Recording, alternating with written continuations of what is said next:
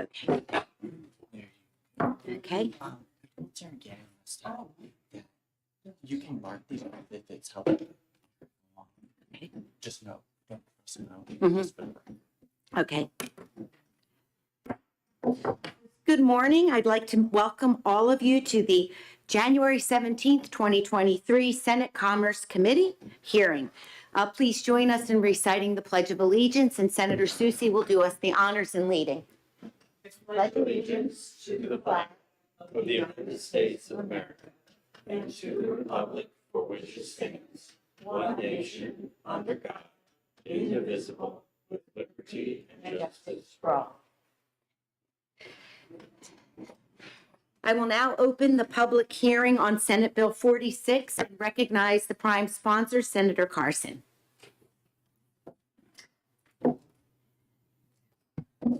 Good morning, Madam Chair and members of the Senate Commerce Committee. For the record, my name is Sharon Carson, and I have the pleasure of representing Senate District 14, comprising the towns of Londonderry, Hudson, and Auburn. And I have for your consideration this morning Senate Bill 46, relative to electronic payments to employee debit cards. And this bill clarifies the obligation of employers using employee debit cards for payment of wages. I think it's time that we start looking at something like this. We know a lot of our younger citizens use cards. They get, I believe there's a company that's called Chime, where they like to get their payments electronically and they can look at it on their phone. And so much of commerce today is done over the internet that something like this makes a lot of sense.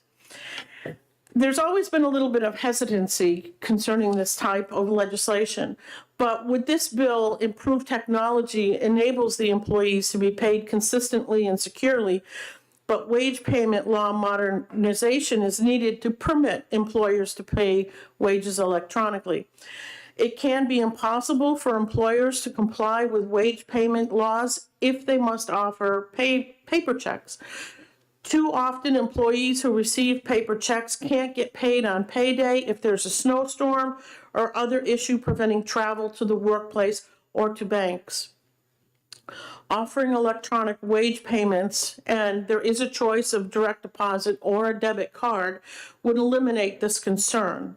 And this bill does not interfere with direct deposit in any way. Debit cards offer better protections for employees than paper paychecks, and even employees who don't qualify for a bank account can get a debit card for their employer. This, to me, is something that's extremely important because earlier about that children that are in foster care who work, that are 16 years old and have a job, they cannot get a bank account. So how are these kids going to be paid? How can they get a check? So it really is, in a way, teaching foster children a way to be financially responsible. And if they are able to get a debit card and receive payment that way, I think that it sidesteps the issue of not being able legally to have their own bank account. Debit cards offer better protections for employees and paper paychecks, and even employees who don't qualify for a bank account. I think I already said that. Modernizing wage payment laws would also help the environment and promote economic development. There's a couple of key points here. Most states already allow this. 31 states permit electronic wage payments, and there have been no complaints. Most payments are already electronic. Oftentimes, your employer will just get that money in direct deposit. Debit cards offer far better consumer protections and conveniences than checks. There is earlier availability, which is something that a lot of young people like to have. And should an employee be an card, the employer would provide a replacement check replacement card, check, direct deposit, or cash, and would remain liable for failing to pay wages on time. At this point, I'm going to conclude my testimony. There are some folks here, I think, who would be able to answer your questions much, much better. I just wanted to give you all an overview why I feel this legislation is important on a number of different points. So I thank you very much for your time this morning and your consideration. Senator Carson, thank you for your testimony. We do have a letter of support for a Pete Isberg from ADP. And would you like to come? Thank you. I do want to mention that Senator Gannon is unable to attend this morning, so for the interest of all of your time, we will not be execing any bills this morning.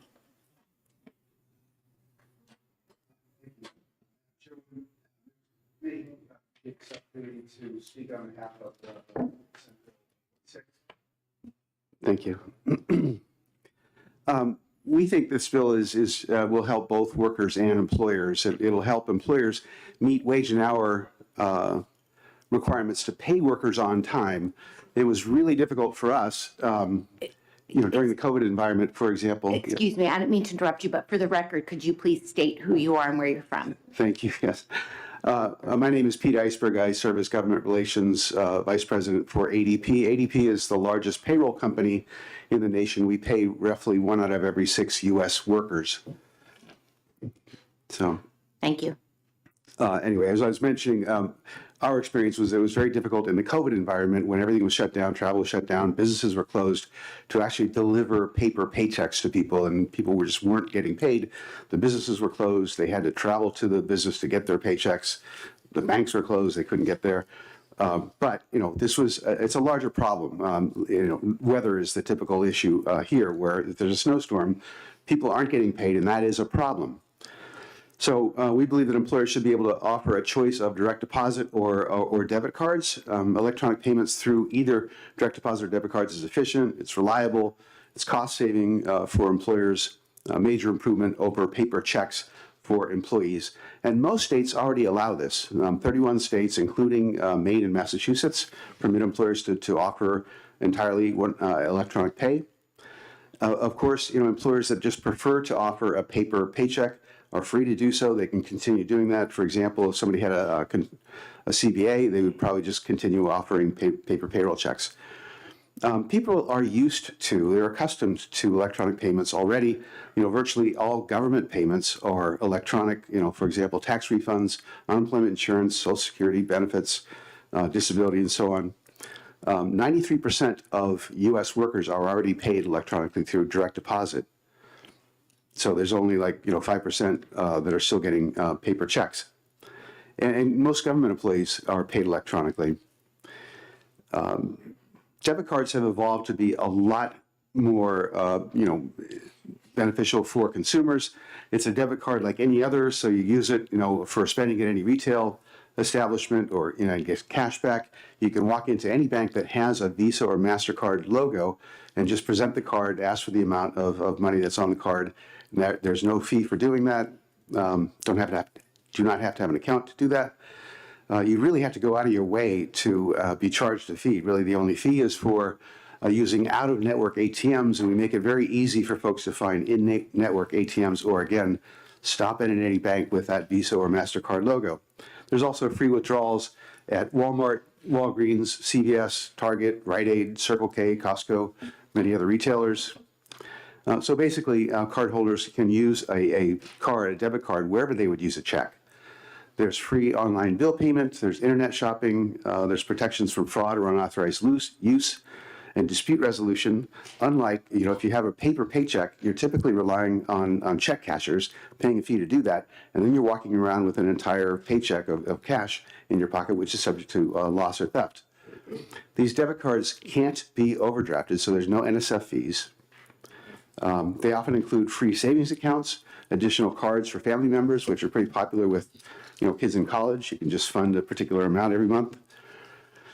And there's really, as mentioned earlier, availability with electronic wage payments. Typically, banks will release payroll payments a day or two prior to the scheduled payday, which is good for workers. We view this really as a matter of when, not if. For example, European workers haven't seen a paper paycheck in many decades. So I'm glad to answer any questions. And again, appreciate the opportunity to speak on this bill. Thank you for your testimony. Do any of the committee members have questions? Senator Susie? So I had a couple, if I may, Madam Chair. The first one, you said that 31 states permit electronic wage payments, and yet when I look at this legislation, this isn't permissive. This is saying that employers, what is currently a decision of an employee is now being switched to an employer now making the decision for the employee. Is that the case in 31 states, that the employer is able to make the decision without consent of the employee? Yes. Those 31 states permit employers to offer direct deposit and debit cards, and they don't have to offer a paper paycheck. Okay, but they do have to get the permission of the employee. This legislation removes any permission of the employee. The decision is completely made by the employer. Yes. Basically, you give the employee, 14 days to provide a bank account for direct deposit. If they don't do that, then they get Then they're a forced payroll to card. receive a card. Right. In the case of an employee who receives the debit card, what happens if most ATMs that I'm aware of, at least the ones that I use, have limits? So if an employee's paycheck exceeds the amount of the limit, they're not able to get their full paycheck at once. Is that correct? That's true using ATMs, but I guess you can always walk into the bank and get the full amount. So that's not a problem. But I think we're sort of heading towards an environment where folks aren't immediately converting their paychecks into cash, but just using the card account itself to just make payments as needed, as opposed to converting the entire amount to cash, and that's a little bit risky. But that's, okay, Yes. fine. Thank you. Yes. Thank you, Madam Chair. Good morning, and thank you for taking this question. You mentioned that free withdrawals use the expression free withdrawals from certain Retailers. institutions, and how is that determined? Well, it's automated. So if you show up at a Walgreens or CVS with your debit card and just ask for an amount of money, they swipe the card and automatically it does not assess a fee. It just recognizes that this card is not subject to fees. And if I may follow up, Yes. actually, what I'm asking is how do folks know who is participating, and how are those okay. retailers chosen to participate, or what kind of agreement is in place? Yeah, thank you. There are agreements between, say, ADP and all these, major retailers, and basically we provide brochures and just nice, colorful one-pagers to employees to explain where they can transact and use these cards and how to do it. So it makes it fairly easy for folks to just glance down and say, okay, well, I often shop here, I can just do that there, or my bank will do it for me or whatever. Thank you. Does anyone else have a question? I do.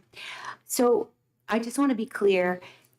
If you would like a paper check, that's the way you like to do your business, you don't like direct deposit, you want a paper check, you will not be able to have that. Is that what you're saying? Yes, although I think it boils down to if it's important to the employer and they have employee relations problems and people are unhappy as a result of not being able to get the paper checks, the employer will just continue offering paper checks. And one of the things we often see is that on implementation, employers just apply this to new employees hired after a certain date. So they don't touch people who have kind of long received paper checks and like them.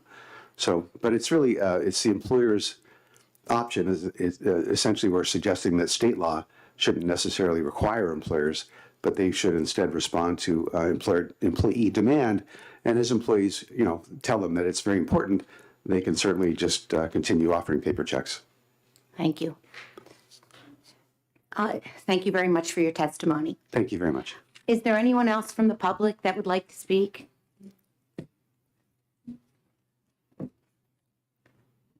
I just want to clear something up. For the record, Robert Clegg. Pete's a lot younger than me, so being as old as I am, I don't understand debit cards, so I ask the same questions. The debit card is actually going to be the same as a check. So they give you that debit card, you walk into the bank like you would normally, and you can receive all the money that's on that debit card. So it's a plastic check is what it is. It's not that you can't get that, you can't go to the bank and get cash, you can. And the Department of Labor has always said that there has to be a bank close to the working place that'll accept that debit card. And we haven't found a bank yet that won't. Thank you. Are there any questions from the committee? Senator Clegg, but it's a plastic check, but what information is on it? Where on a paper check, you can see information. They're still required to give you the information of your hours and that thing. There still has to be a method that shows them that they got paid for all the hours they worked, how much was deducted. And so all of that is still required because it's required by the federal government as well. So the difference is you don't have a piece of paper. You can put your card through the washer, and when it comes out, you can still go to the bank and cash it. It's just a plastic check. And like I said, I don't understand why everybody wants debit, but all my employees do, and everybody under the age of, I guess, 65. So, Okay, thank you. thank you. Is there anyone else who would like to speak to SB 46 from the public? Seeing none, the chair will close the hearing on SB 46. Aaron, how are we on time?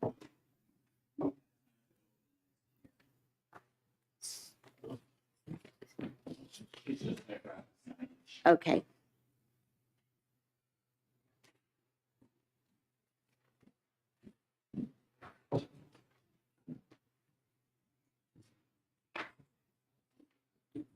I should have brought my phone at the time. So when do we begin? What time is it? It's past 9:15, so we can begin with. Oh, okay. Let me see. Okay, we will open the hearing on SB 53. The prime sponsor, Senator Lang. I will recognize. Good morning. Thank you, Madam Chair. Thank you, members of the committee, for hearing my testimony today. As I introduce Senate Bill 53 FN, this bill was brought to me by the industry itself as a technical correction to building codes.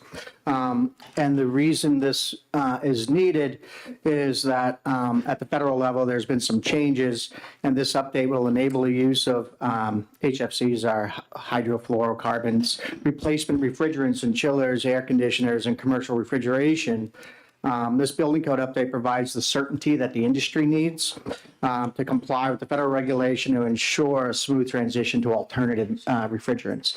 I am not going to bother taking questions because I know very little other than what I just read on this, but there is Mike Marzoni. He is here and he's from the industry and he can better explain why this is needed. Thank you. Thank you for your testimony. The chair will call Mike Nerozzi. We will recognize you for testimony. Thank you.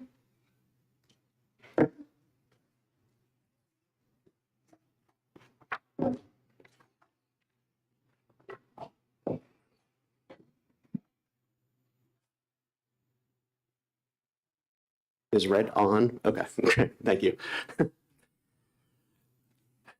Good morning, Madam Chair and members of the Senate Commerce Committee. My name is Mike Nerozzi. I'm the Director of Government Affairs for the Air Conditioning, Heating, and Refrigeration Institute, which is a mouthful, but we normally just say AHRI. Thank you for allowing me to speak with you today and convey AHRI's strong support for Senate Bill 53, sponsored by Senator Lang, which will provide the HVAC and refrigeration industry the certainty it needs to comply with forthcoming federal regulations phasing down the use of hydrofluorocarbons. AHRI represents more than 300 manufacturers of air conditioning, heating, and commercial refrigeration and water heating equipment. Our member companies, some of which operate factories and or headquartered here in New Hampshire, produce more than 90% of the residential and commercial air conditioning, heating, and commercial refrigeration equipment made in North America. And I will note that one of our members, one of our larger members, Bosch, actually operates a manufacturing facility in Londonderry, not too far from here, and they employ about 50 people at their making heating and cooling equipment. We are also pleased to share that the HVAC/R industry supports nearly 2,600 jobs in New Hampshire and more than 750,000 jobs nationwide. As members of the committee may be aware, in December 2020, the American Innovation and Manufacturing Act, also called the AIM Act, was signed into law which directs the U.S. Environmental Protection Agency to issue rules that will phase down the use of HFCs and restrict their use in certain appliances such as commercial refrigeration, chillers, and air conditioning. However, our manufacturers face a pressing challenge. Building codes in all 50 states must be updated to allow for the use of these substitute refrigerants in chillers, air conditioning, and commercial refrigeration equipment. Senate Bill 53 simply clarifies that building codes in New Hampshire cannot prohibit the use of a refrigerant allowed by the EPA. SB 53 is the key to ensuring the phase down of HFCs can happen in an orderly, efficient way by providing the entire industry with the certainty needed to move forward with the design, testing, certification, production, and installation of new equipment that complies with the federal regulations. Simply put, the AIM Act authorizes the EPA to regulate the use of HFCs in equipment. State building codes set various standards and requirements for what types of refrigerants and what types of equipment can be used in residential and commercial buildings. State building codes could restrict in the future the use of certain HFC substitutes, creating a risk that the new refrigeration and air conditioning equipment containing these HFC substitutes cannot be sold in the state. Only amendments to state law can remove this barrier. If the barrier is not removed, it will significantly limit the availability of new refrigeration and air conditioning equipment in New Hampshire. Another way to think about it is the AIM Act is the environmental law reducing greenhouse gas emissions by 2.4 billion tons by 2036. The amendment to state laws to adjust building codes is not environmental law. It's about keeping pace with the technological innovation in the HVAC/R industry and as well to benefit consumers and businesses in the state. Thank you again for the opportunity to present testimony at this hearing. AHRI looks forward to continuing to work with the New Hampshire General Court to achieve both the economic and environmental benefits of the phase down of HFCs. Thank you for your testimony. Are there any committee members that have questions? I do. Yes. Thank you. Thank you for taking this question. I guess I'm trying to think about why this is necessary. I know you talked about the industry needing stability and understanding its expectations, but what is prompting the concern to act preemptively to make sure that nothing is No, that's a great question. Actually, so as part of the AIM Act, essentially what's happening is the EPA is phasing down the use of hydrofluorocarbon refrigerants in air conditioning and refrigeration equipment. Starting in 2024 and then spanning the next 15 years, that supply will gradually be reduced over that 15-year period. So then becomes a lack of supply of these current-based refrigerants. So before we get to that transition, we're trying to help states get ahead of it, to already update their building codes to allow for these new alternatives. Again, these alternatives are better for the environment, they're often more efficient, and often the equipment that they're used in saves consumers money because of all the innovation and research and development that our industry has done over the last probably about 10 years now. Any other questions? Okay, seeing none, thank you. Thank you. Are there any other members of the public that would like to speak to Senate Bill 53? Seeing none, we will close the hearing on SB 53. And we will take a brief recess until 9:30. Thank you. Okay.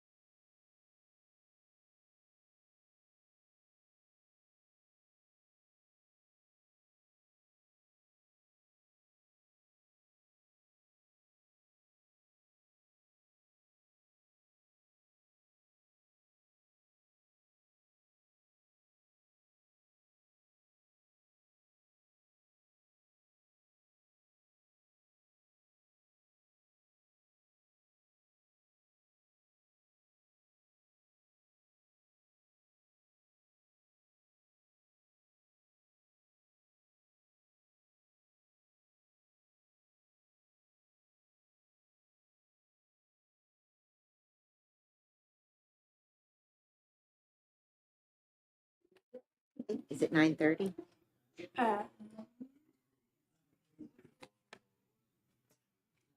Yes. Good morning. The chair will call to order Senate Bill 41. The prime sponsor, Senator Avard, will be heard by Grant Bossy. We will recognize you. Good morning.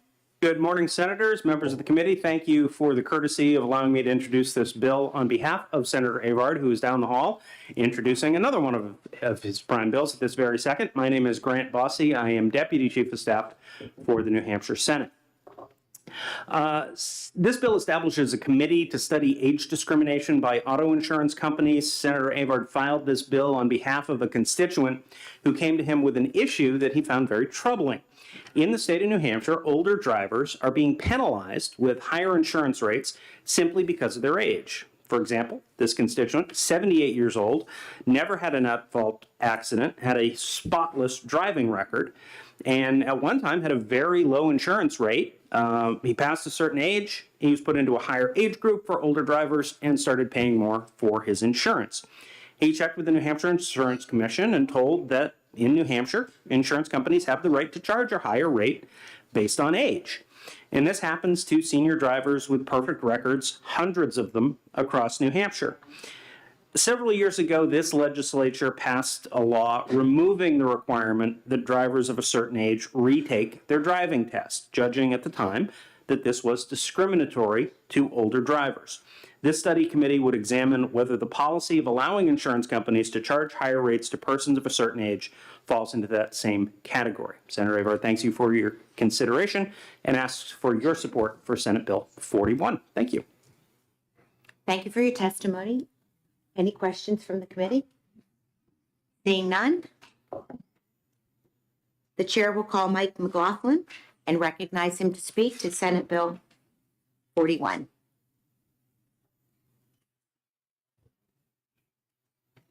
Good morning, Mike. How are you?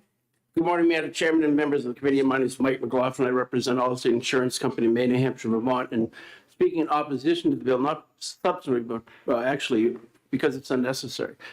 The rating the insurance companies do is strictly regulated by the insurance department. Insurance rating, I sent you guys a note earlier in the week relative to the process of the rating and the restrictions that ratings are put on by the Department of Insurance. It's interesting to note that the use of age in insurance rating is an accepted part of the rating process. We all recognize that a 16-year-old is going to pay a higher insurance rate than a 25-year-old. It's part of the rating process.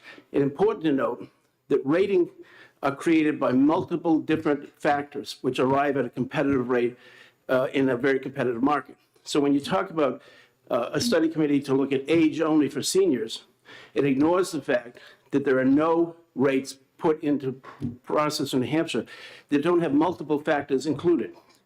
And the most important thing about killing this bill would be the fact that the insurance department has a very active consumer protection group. An insured can call up the insurance department, bring a complaint, and have that complaint dealt with.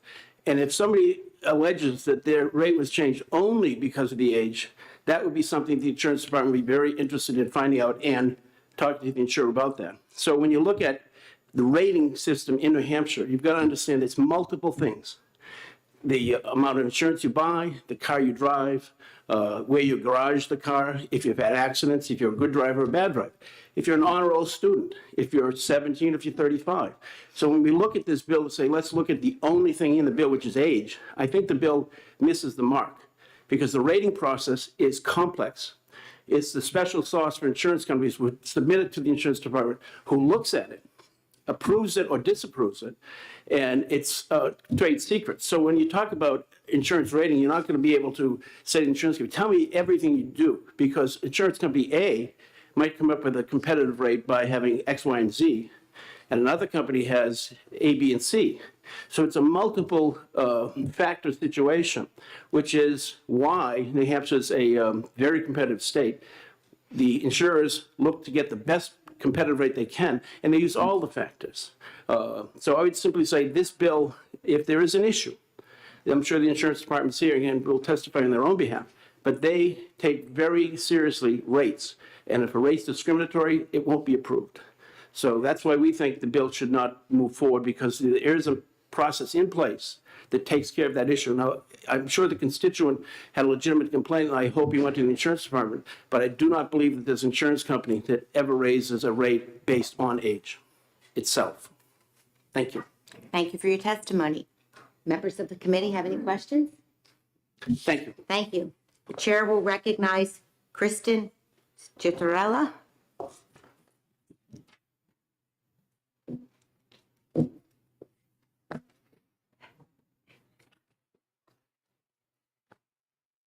Good morning. Good morning.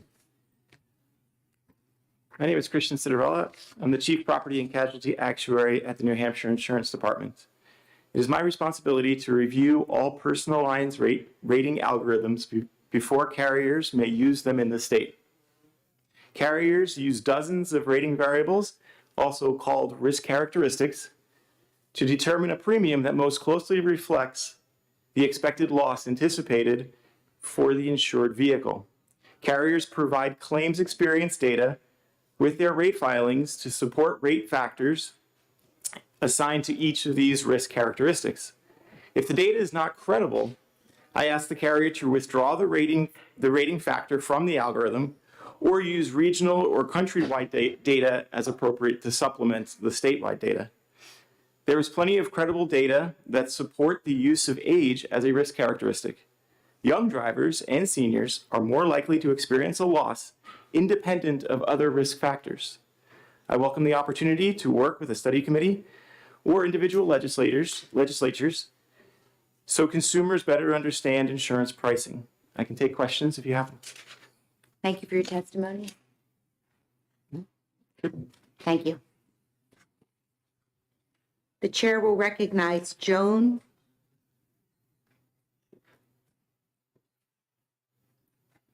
Yes, thank you. No, I'm not thinking. You just want to show that you are opposed to this. Okay, thank you. George Russo, it looked like you had a yes and then checked it out. Would you like to speak? Briefly. Okay, welcome, George. Thank you very much. Thank you, Madam Chair, members of the committee. My name is George Russo. I'm a lawyer in Concord with the firm of Warren Reno, and I'm here today representing the New Hampshire Association of Domestic Insurance Companies. And I also signed in for another client, Property Casualty Insurance Association. They instructed me to sign in against the bill, but the domestic companies that I'm speaking for now are neutral on the bill. It's a policy question for you all to decide if this is worthy of study or not. I thought that the issue here was whether age should be an underwriting factor. And I guess it sort of is reading the bill, but I'm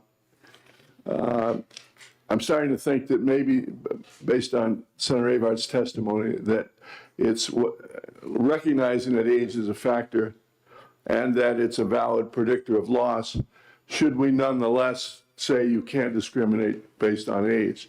And again, that's a policy question. You would be, if you do that, I think, in a position of not allowing age to be a factor for a youthful operator whose risk is clearly higher than someone who is a more mature driver. And for the elderly driver, the statistics, as Mr. Citarella just said, the actuary said, support that the risk on average, and this is what we're talking about, is averages, is higher for people. I think it's age 70 that it starts to go higher.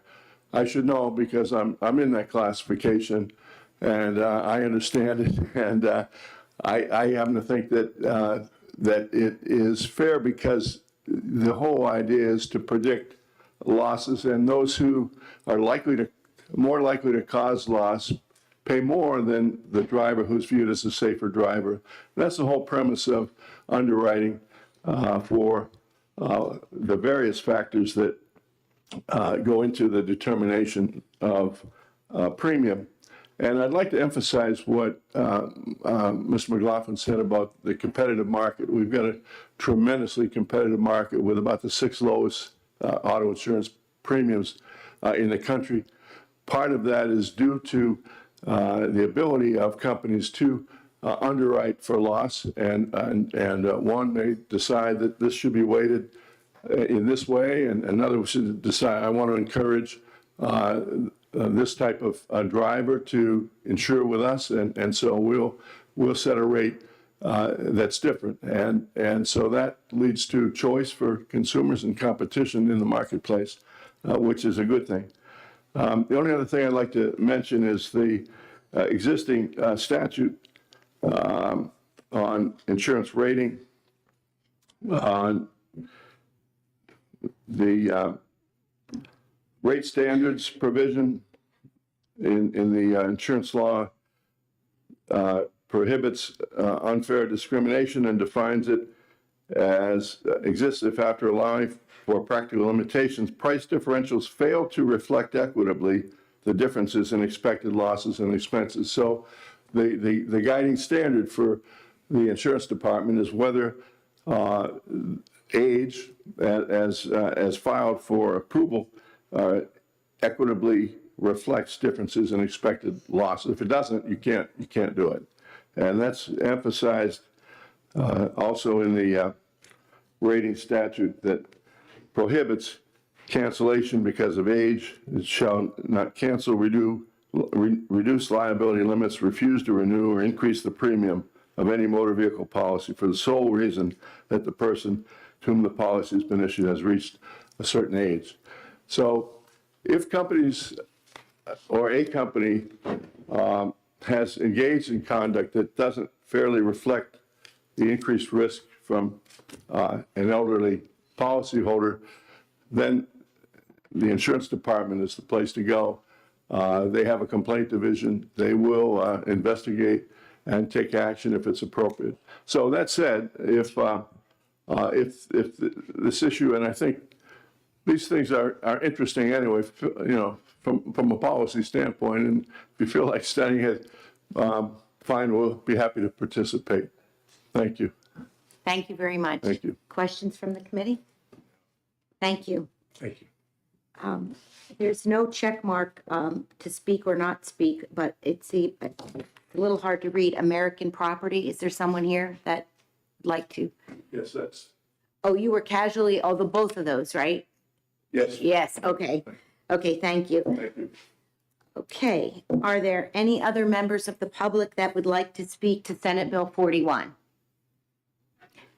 The chair recognizes. Please come forward.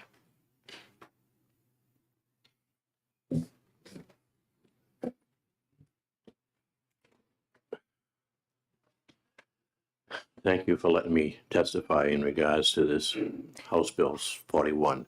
I am the gentleman from Nashua who wrote to Senator Avard. Sorry, could you just please state your name for the record? Name is Dennis, 2 N's. Last name is Robert, no S. Thank you. I basically disagree with the gentleman from Allstate based on some of the information that he put out there. I don't feel that that's criteria for looking at somebody over the age of 65 or 70 in regards to having a higher rate. I have had a license since 1958. I have probably had 2 million miles traveled, including motorcycles, ambulances, wreckers, fire trucks, and an amount of different vehicles over the years. Never had one chargeable accident. Have not had a moving violation for over 25 years. And I feel that I'm being discriminated against because of my age based on the fact that I have a clean driving record. I did go to the insurance department a year or so ago, spoke to a young lady up there, and she basically told me that the insurance companies have a right to charge anything that they want based on a lot of criteria that one of the gentlemen had put out here. She did not offer at that point in time to adjust anything in regards to what the insurance company that I now have in regards to changing the rate or looking into it. She just I can't find the right word, but she basically blew me off, telling me that there's nothing that the insurance department can do. So that's what worked on my mind for the last year or so, and I eventually wrote to Senator Avard last fall in regards to probably checking something like this out based on the fact that older drivers are being discriminated. And I know I'm not the only one. There's hundreds in this state that have a clean driving record, and I don't feel that we should be paying a higher rate. Thank you for your testimony. Any questions from the members of the committee? No, seeing none. There is a Ray Fernandez. Would you like to speak to SB 41? Or are you just okay. Any other members of the public that would like to speak to SB 41? Seeing none, the chair will close the hearing on SB 41. Let me see what time it is.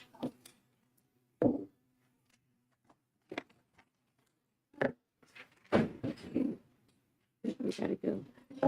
Oh, we can go right into 64.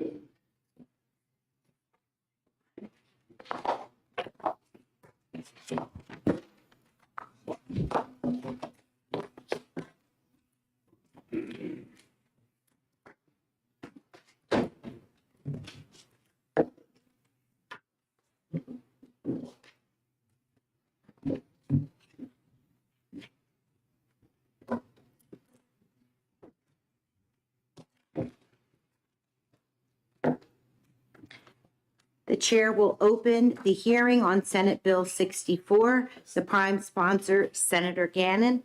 And speaking for Senator Gannon is Grant Bossy. We recognize you. Thank you. Thank you, Senator and members of the committee. My name is Grant Bossy. I am Deputy Chief of Staff for the New Hampshire Senate, and I am here playing the part of Senator Gannon, who appreciates your courtesy in not only letting me introduce this bill, but running his committee for him this morning. This bill establishes a study committee on resident-owned manufactured housing disputes and oversight of resident-owned manufactured housing parks. As some in this committee will remember, it was brought to your attention last session that residents who reside in resident-owned communities have no mechanism to resolve complaints against their own boards when they believe these boards are not following the community's bylaws or when boards are not acting in the fiduciary interest of their communities. The intent of this proposed bill is to create a study committee to gather more information from the residents and other stakeholders so a dispute resolution process can be developed in order to resolve these complaints. Due to the fact that these communities are essentially multi-million-dollar investments paid for by the residents, the study committee would also determine if there's an appropriate regulatory oversight mechanism for these resident-owned communities. There are residents here today who will share their experiences with you and why the passage of this bill will be a step towards protecting their interests.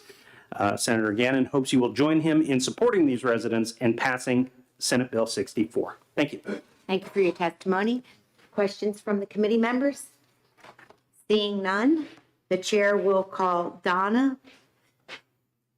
Ooh, I can't read the writing. Thank you.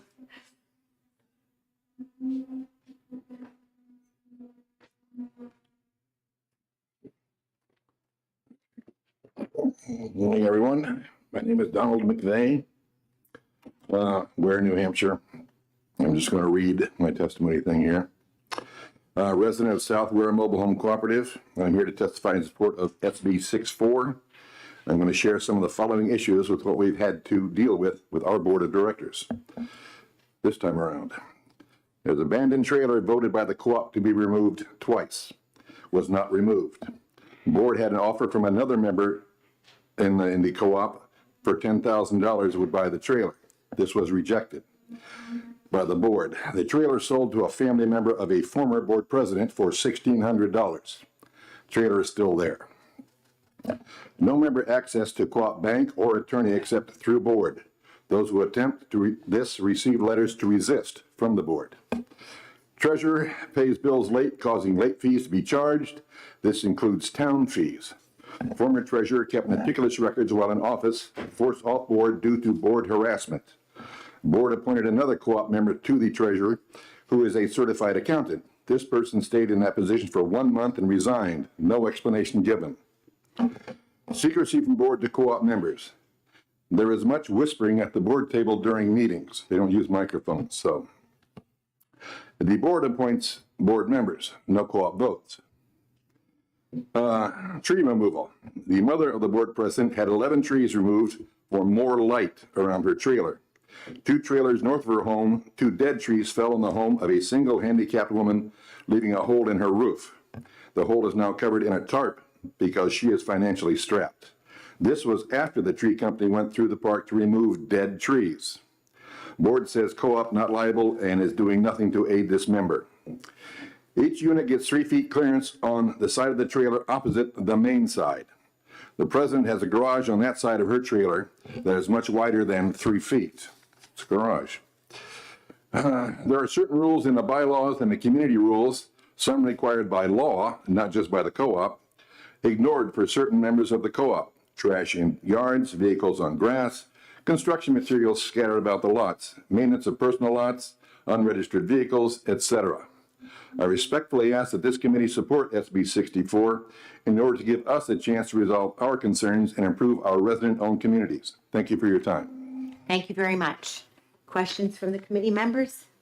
Seeing none, the chair will recognize Tara Reardon.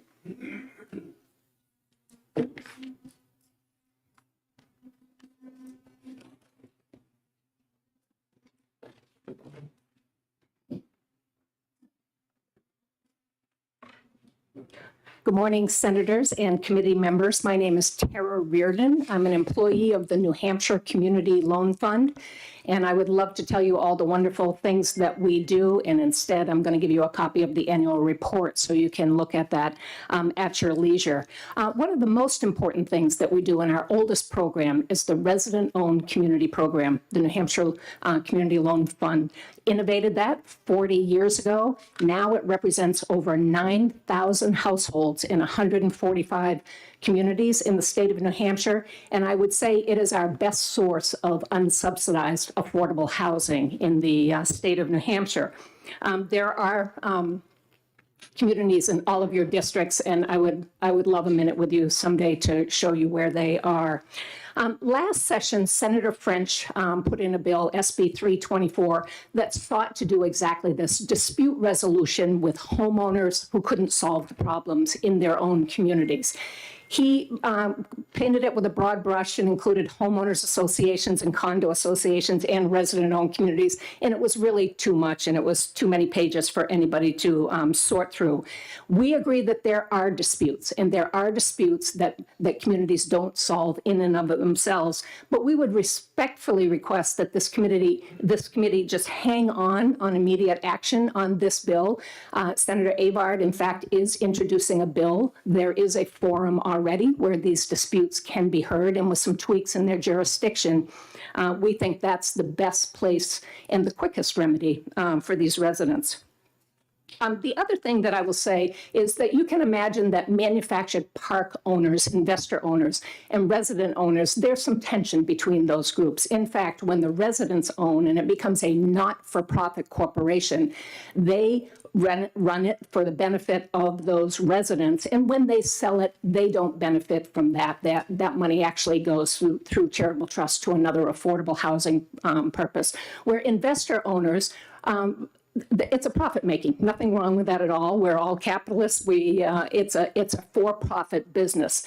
But there is a problem when the Manufactured Housing Board of the state of New Hampshire, an agency created under the Office of Professional Licensure, when residents from resident-owned communities call there for assistance with disputes like this, and they're referred to the lobbyists for the Park Owners Association is the number that they're given. And we've had several residents report this to that. We would recommend that that be addressed by making the Manufactured Housing Board, as Senator Avard's bill does, a board that includes resident voices to a greater degree and hears all of these kinds of disputes. We agree that there's problems. We agree that there should be a dispute resolution for them, but we don't think a study committee is the best path for that. We think the existing entity already created by this legislature could be expanded and address those. So we respectfully oppose this bill. Thank you. Thank you for your testimony. Questions from the committee members? Seeing none, the chair will call John Murphy.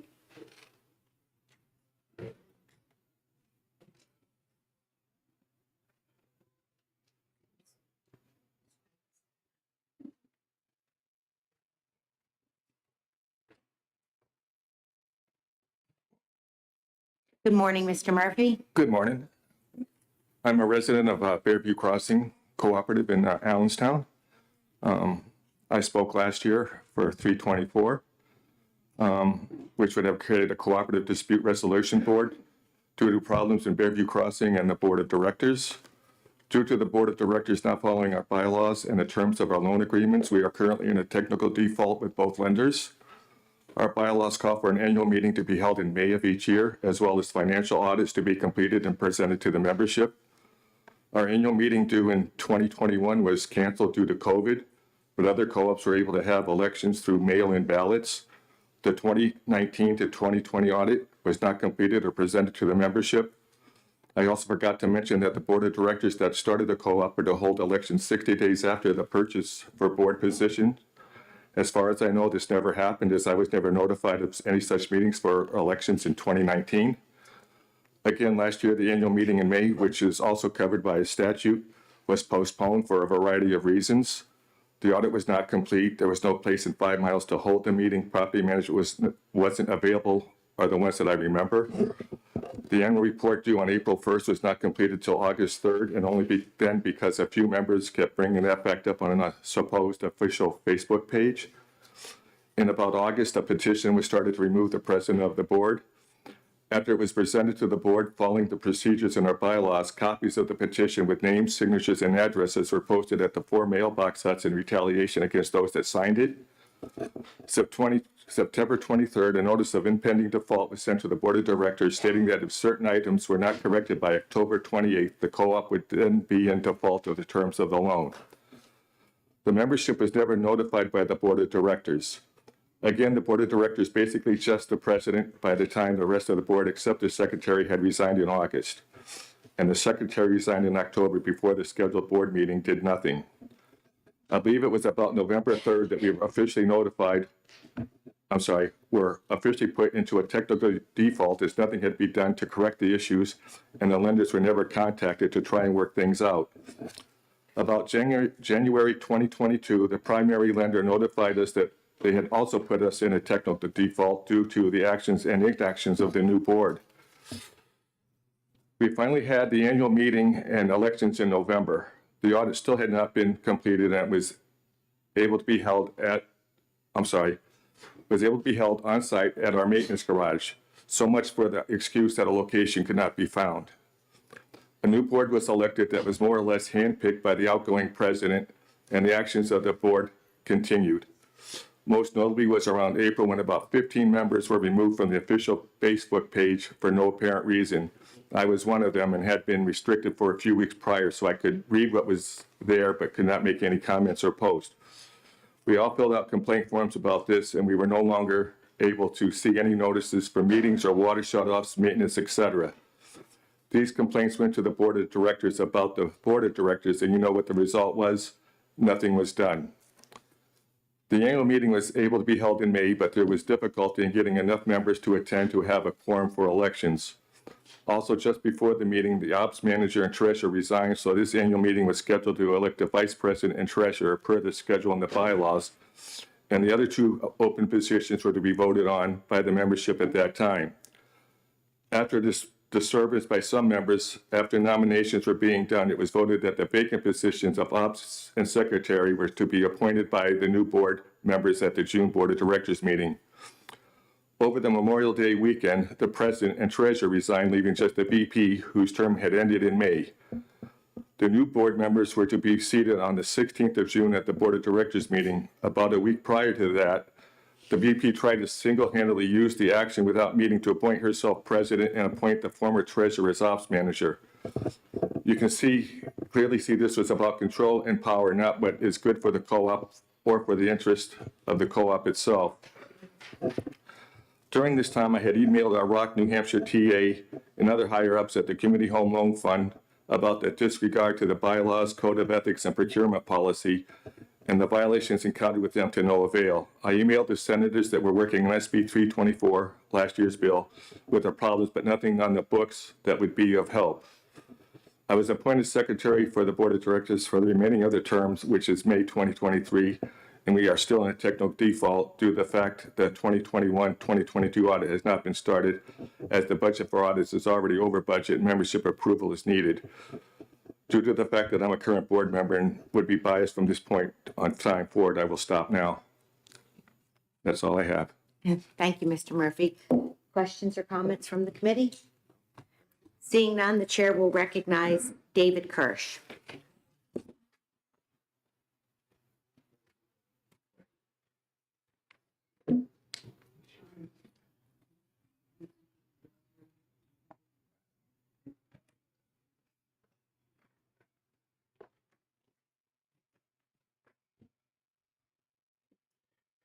Good morning. Thank you for allowing us to talk on this topic. My name is David Kirsch. I'm president of Brookside Cooperative in Hill, New Hampshire. My heart goes out to those folks who have been thoroughly, and permit my language here, screwed by their park. It's insane what's going on with them, and I feel for them. However, I don't think their issues are issues for the legislature. In fact, it would be my strong recommendation that this committee refer their issues to the AG, because that's what it sounds like is happening there, violation of law. And that's where their issues really should be addressed. We don't need the state to create a process for dealing with the disputes. We can do that ourselves. And the courts, and when it exceeds the authority of the boards, there is the law. There's the law for lawyers and courts and all of that. And these are processes that are firmly established in state law. So I can speak that in my own park, when we've had disputes, and we have some pretty intense ones happening currently, the process is that resident files a complaint. The board looks at the complaint. If there is a true violation, we send a notice out to the person that the complaint is on. Start out with like a friendly rule reminder. Say, hey, you know, this is uncool. This is the rules. Please follow them. They continue. They get a notice of continued violation, and let them know that, okay, this is truly not working out, and the next step would be eviction from membership. And we have a whole process for that. Now, as far as the person making the complaint goes, they may or may not choose to be identified in the complaint. We handle it at the board level. Our board is elected by the members. If the members have a problem with the board, there is a procedure for removing a board member by any member in the park. And as long as the procedure is followed, you know, it works. You know, it sounds to me that there are procedures in this other park that we just heard about that are not being followed. And again, I urge you guys to refer this to the AG, because something's wrong there, like very wrong. And that's where that problem really belongs, not with the legislature. We have a lot of help in trying to figure out how to do this properly. And by and large, you'll find that with those few exceptions, the members of the boards are very interested in making sure we do things properly. We're volunteers. We don't get paid. If I told you how many hours I put into my park alone, well, I'd be able to quit my day job and still not have enough time. But we do it for the benefit of all the members. We don't need to be told or directed on how to do this. We just do it. I know that sounds kind of, but as Tara Reardon told you, who has far greater knowledge of all this than I do, it's her job, so I suppose she should, but the state, you know, yeah, I don't know. I can't say too much more really, but other than to speak to my own experience and my view of where we're at. And my view says we don't need this, but we do need the state to send in law enforcement when necessary. I mean, the complaints that these other folks had is very valid and very disturbing. I mean, I was sitting here listening to them like, oh my. It's just crazy, and somebody needs to help them. But help them. You don't have to help the rest of us. We got it. That's all I've got. Thank you. Thank you, Mr. Kirsch. Questions from the members of the committee? Seeing none, the chair will recognize Bonnie.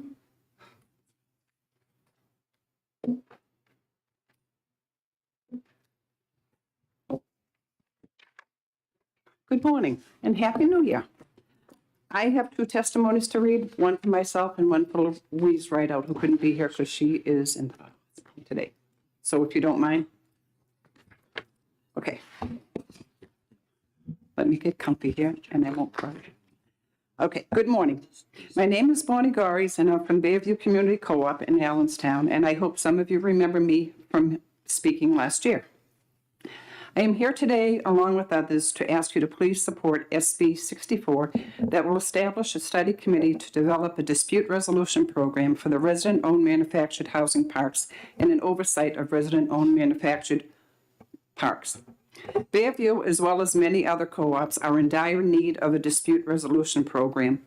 Bayview became a cooperative 3 years ago, and for those 3 years, our park has been led by 3 different sets of board members. And now our park is in shambles. We have experienced board members not following our bylaws and not applying the rules consistently to every resident in the park.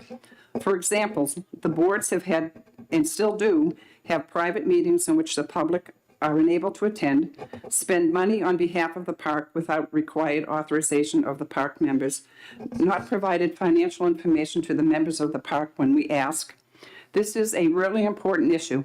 We asked for financial information from the board for over 2 years and just recently received some information. Now that we have discovered that we have unreconciled funds to close to $500,000. The New Hampshire Community Loan Fund told us in September 2022 that we would have a forensic audit done in order to determine what happened with the money. The New Hampshire Community Loan Fund decided that it would not be a forensic audit, that they would instead use their own accountant to review specific bank accounts. They will only conduct a forensic audit if something is found in these accounts. Without a forensic audit, I really don't think we'll ever find what happened to the $500,000 that we're missing. There is also an issue with my home. I purchased the home from Bayview Community Co-op with the assistance of Community Home Loan Fund. After I bought the home, I found that my home was sold to me without an occupancy permit, and I still cannot get one from the town of Allenstown.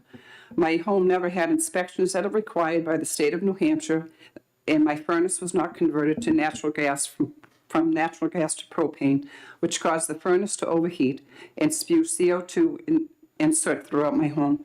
I was lucky I did not succumb to CO2 poisoning. The home was under warranty, and the board at that time voted to pay for the cost of the furnace. However, after going 10 weeks in the middle of the winter of 2020, the board decided to change their mind, and I had to take out a second mortgage to replace my furnace. I was told by Community Home Loan Fund that they would make sure that all of the issues with my home, and 20 of them still remain, would be repaired. It has been almost 3 years, and the board has not completed the repairs on my home nor reimbursed me for my furnace. In our community and many others, complaints are not addressed by the boards, leaving us without a voice.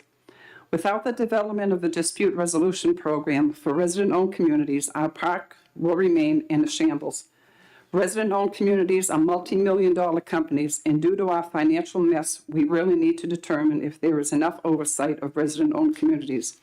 This bill is a step in the right direction in protecting the rights and interests of the residents in our communities. I respectfully ask that the committee pass this bill to give us the opportunity to seek some sort of relief. Thank you. Thank you for your Now, testimony. if you'll just give me a minute, excuse me. I promised her I would read this because. So this is the testimony from Louise Rideout. Good day, Senators. I'm not Louise Rideout, but speaking for Louise Rideout from Fairview Community Co-op in Allenstown. I am in support of SB 64, and it's very exciting to see the momentum continue from last year with the study bill being put forward for a potential dispute resolution committee. I believe that passing this bill will give many co-ops hope that serious issues have an avenue for their resolutions. Cooperatives have attempted to obtain help from the New Hampshire Community Home Loan Fund to resolve our disputes with our boards without success. In fact, at a resident-owned community seminar, Tara Reardon with the New Hampshire Community Loan Fund said that the dispute resolution program was not needed and that it would not pass in the Senate. The bill is absolutely needed and must pass. Residents in my co-op have been working for years to have our board comply with our rules and bylaws, and not just with our rules and bylaws, but also trying to get them to comply with the lending requirements. Because of the lack of fiduciary responsibility, we have been in default with Community Home Loan Fund and Provident Bank since September 2021. Every Rock cooperative pays a technical support fee monthly to Community Home Loan Fund based on the number of members.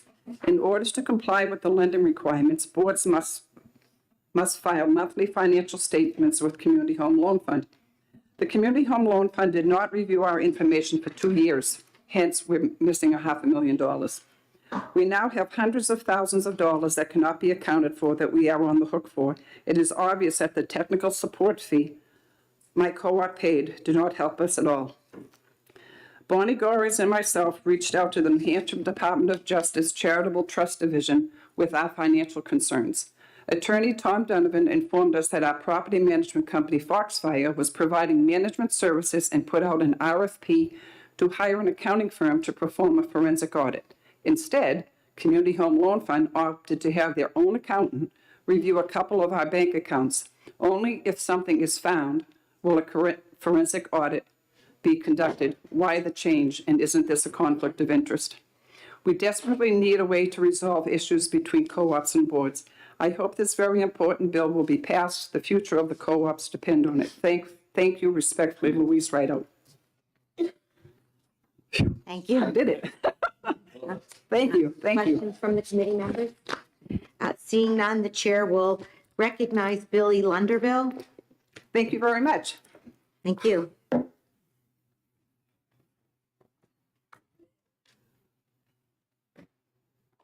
Good morning. Good My morning. name's Billy Lunderville. I'm with the South Ware Mobile Home Co-op. I'm probably one of the newest residents that have moved in.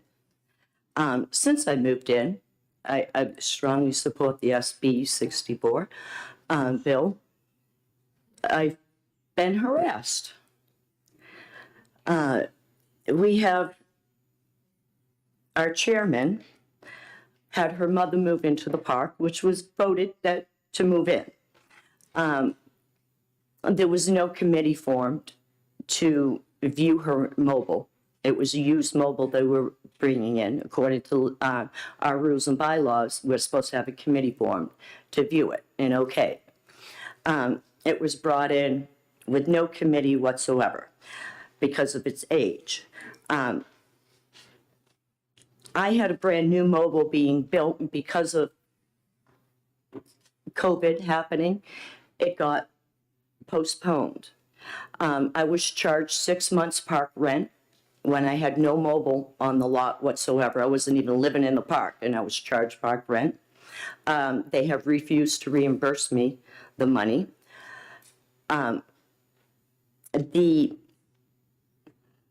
The chairman's mother, her mobile, I had to fight to get an occupancy permit when my brand new home was put on the lot. Her mother got an occupancy permit through the town of Ware. She had no back steps, no heat connected. Her heat source wasn't even installed until in the fall. the chairman has also hired a tree company to come into our park to remove trees. Only specific lots had trees removed. Her mother had 11 trees removed to enlarge her lot. 2 days after the tree company left, trees fell on my next door neighbor's mobile, disabled woman. They gave her a tarp to cover her roof and told her it was an act of God, that the park should not be liable for it, when those trees were marked to be removed and they hadn't been. The park voted twice against having a woman move into the park because she was evicted in the past and no one wanted her in the park. The chairman went against everybody's vote, brought her in anyway. Sold her, they wanted the lot that I was on, so her and her father could have the whole top of the hill. She ended up taking one at the bottom that the park could have made more money on selling it, but it was pretty much handed to her. She's now the vice chairperson of our park, and she hasn't even been living in the park for a year. I have, throughout all the letters that I've gotten from the board, I've also received a letter from the attorney, Alan Shepard. I'm sorry, Bob Shepard, Robert Shepard. And in the letter, it states that I cannot communicate with anybody in my park and say anything negative against the people that are on the board because it causes problems. The chairman's mother also, with park money, had her electric connected with park money. I was refused we both moved in at the same time, but I was refused my electric to be paid to be connected. The park also paid for her mother's slab partially that she bought. Myself and another resident in the park have both been refused to be reimbursed on our slabs and our electric. It's just ongoing. The chairman, it doesn't matter what we vote on. We gave up voting because she does what she wants.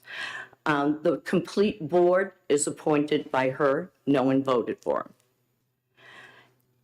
him.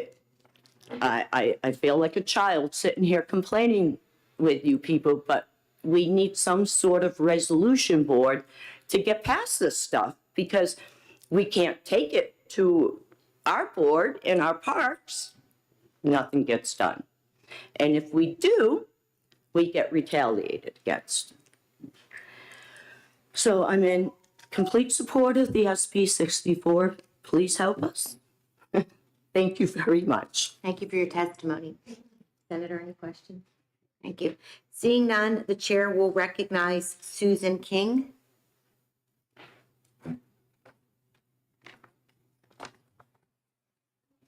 Good morning. Good morning. I'm here for, on behalf of some of the residents of the Lakes Region Mobile Home Village Cooperative located in Guilford, New Hampshire. We are in full support of SB 64. We picked 5 bullet points, some of which will touch on what's already been brought up here, but to keep it short and to the point. The first one is we seem to have no access to any kind of outside oversight or help with the board's control of the cooperative. In the very beginning, we tried getting help from ROC, and they just seemed to be either unable to or incompetent or they just couldn't help us. Secondly, the bylaws and the rules are not always followed uniformly or enforced by the board. And not just the bylaws, oftentimes the rules, again, by the individual board members are not being followed, which creates a lot of animosity and problems in the park. At our monthly supposedly open board meetings, business that affects the entire community is not being discussed openly. For example, when we've inquired about contracts, things going out to bid, rule changes, none of this is really shared with the people attending the meetings. And when it is shared, it's basically to let us know that the contracts or the bids, it's been awarded and the work will be done. And we have found that when we speak up against this type of situation, we're stopped. So the open part of the meeting ends as soon as you approach anything that's not agreeable to the board. The other thing we have found on occasion, names of individual community members are actually being spoken or said in the meetings. And it was our understanding that you just address it simply as a resident doing such and such or what have you. It wasn't supposed to be their names unless it's in some type of executive session. Therefore, it's not slandering them or their reputation. And lastly, we've had a history of our board members, which we supposedly have 5, making individual decisions on their own, or one or two of them getting together and making decisions for the entire board without any kind of consultation with the rest of the board, or even bringing anything to the attention of the residents, the membership. So those are the key things. Several of what's been already said happen in our park as well, maybe not to the degree, but it does happen. So I thank you for your time. Thank you, Senator Anita. Okay. The chair will recognize Betty Jean Wright. Good morning. Good morning. My name is Betty Jean Wright. My friends call me Jeannie. You can call me Jeannie. I'm the board president at the Exeter Hampton Cooperative in Exeter, New Hampshire, and I'm here to testify. I'm opposed to SB 64. And I want to say, first of all, for those in the room that live in a community like mine, I have a lot of empathy for challenges and issues. We've been a co-op for almost 25 years now, since 1998, and I've lived in my community for 15 years and served in some capacity or another for all 15 of those years. Back in my early tenure on the board, I struggled with board members that maybe weren't following process and rules and procedures. At one point, we were literally bankrupt. And I can tell you now that the answer does not lie with Rocket H or the Community Loan Fund. They're a great organization that can provide a toolbox of tools for the people who live in these communities to draw from. But collectively, it's the people that live in these communities that make it successful. And I know it's difficult because people are difficult, right? I'm difficult. My husband tells me that all day long. But the bottom line is that it really takes the energy to work together to make this successful. You know, there are 145 rocks in the state. There are a few of them represented to here that are probably having their fair share of challenges. It happens. It's a people business. But it's an empowering business that really gives, I have control of my community. We have 80% of we have 52 homes, and about 80% participate at the annual meeting. That took a long time to build up. And it took really the right approach of really listening to people and trying to sit down and work through our problems and really understand the toolbox that Rocket H had provided for us. That's their role. Their role isn't to solve our problems. We have to do that collectively ourselves. And I think what's going to happen here, if we form some type of committee that singles out resident-owned communities, I feel like it's putting us in a box, right? It's classism at its finest. It's saying these folks can't manage themselves. Look, we can. There's probably there's probably a lot of communities that have their fair share of challenges, but most of us are pretty darn successful. And we want to speak for ourselves. I actually found, I need to follow a little closer these things that are happening, but I really feel like the answers, there's things that the answers lie in. There's a set of bylaws that tell you what you can do as a member. You have to exercise your rights and you have to learn to show up and work with the group that's serving. I'm a volunteer. When people are throwing things at me, I don't want to hear it either, but I actually have to have empathy. We have to find our common grounds. We also have an attorney. If things aren't going well, I think anybody has access, through legal aid or whatnot. But I know there's a lot of attorneys in the state that work with resident communities that are really willing to help them at least put a legal realm around it. But it's really, and whether or not it's the AG's office, I'm unsure. But, ultimately, if these communities are really that stressed, that, maybe the answer is asking themselves, do they want the control? Do they want to be resident owned? Because I know for my community, the benefits have been endless. Like, I know today, I get to, I'm going to testify in another bit shortly to tell you a little bit more about what we've done in our community to make it great. But we find our common grounds, we work together, and I really don't want to see an avenue that creates, when someone in my community has a concern, they have a place to voice it. We've worked hard to get them there. And if they, often if they feel they've been heard, it's a solution. But giving somebody another outlet is really going to prolong my desire to volunteer. Because if we're trying to work together and somebody doesn't necessarily like what I have to say, I don't want this arbitration board calling me to a hearing, because I've had that happen with the manufactured housing board. We try to do things right. We're pretty professional about it, and we've reaped the benefits. So again, I think there's other solutions here. I don't think SB 64 is it. Thank you. Thank you for your testimony. Any comments? Okay, thank you. The chair will recognize Chris Nyland.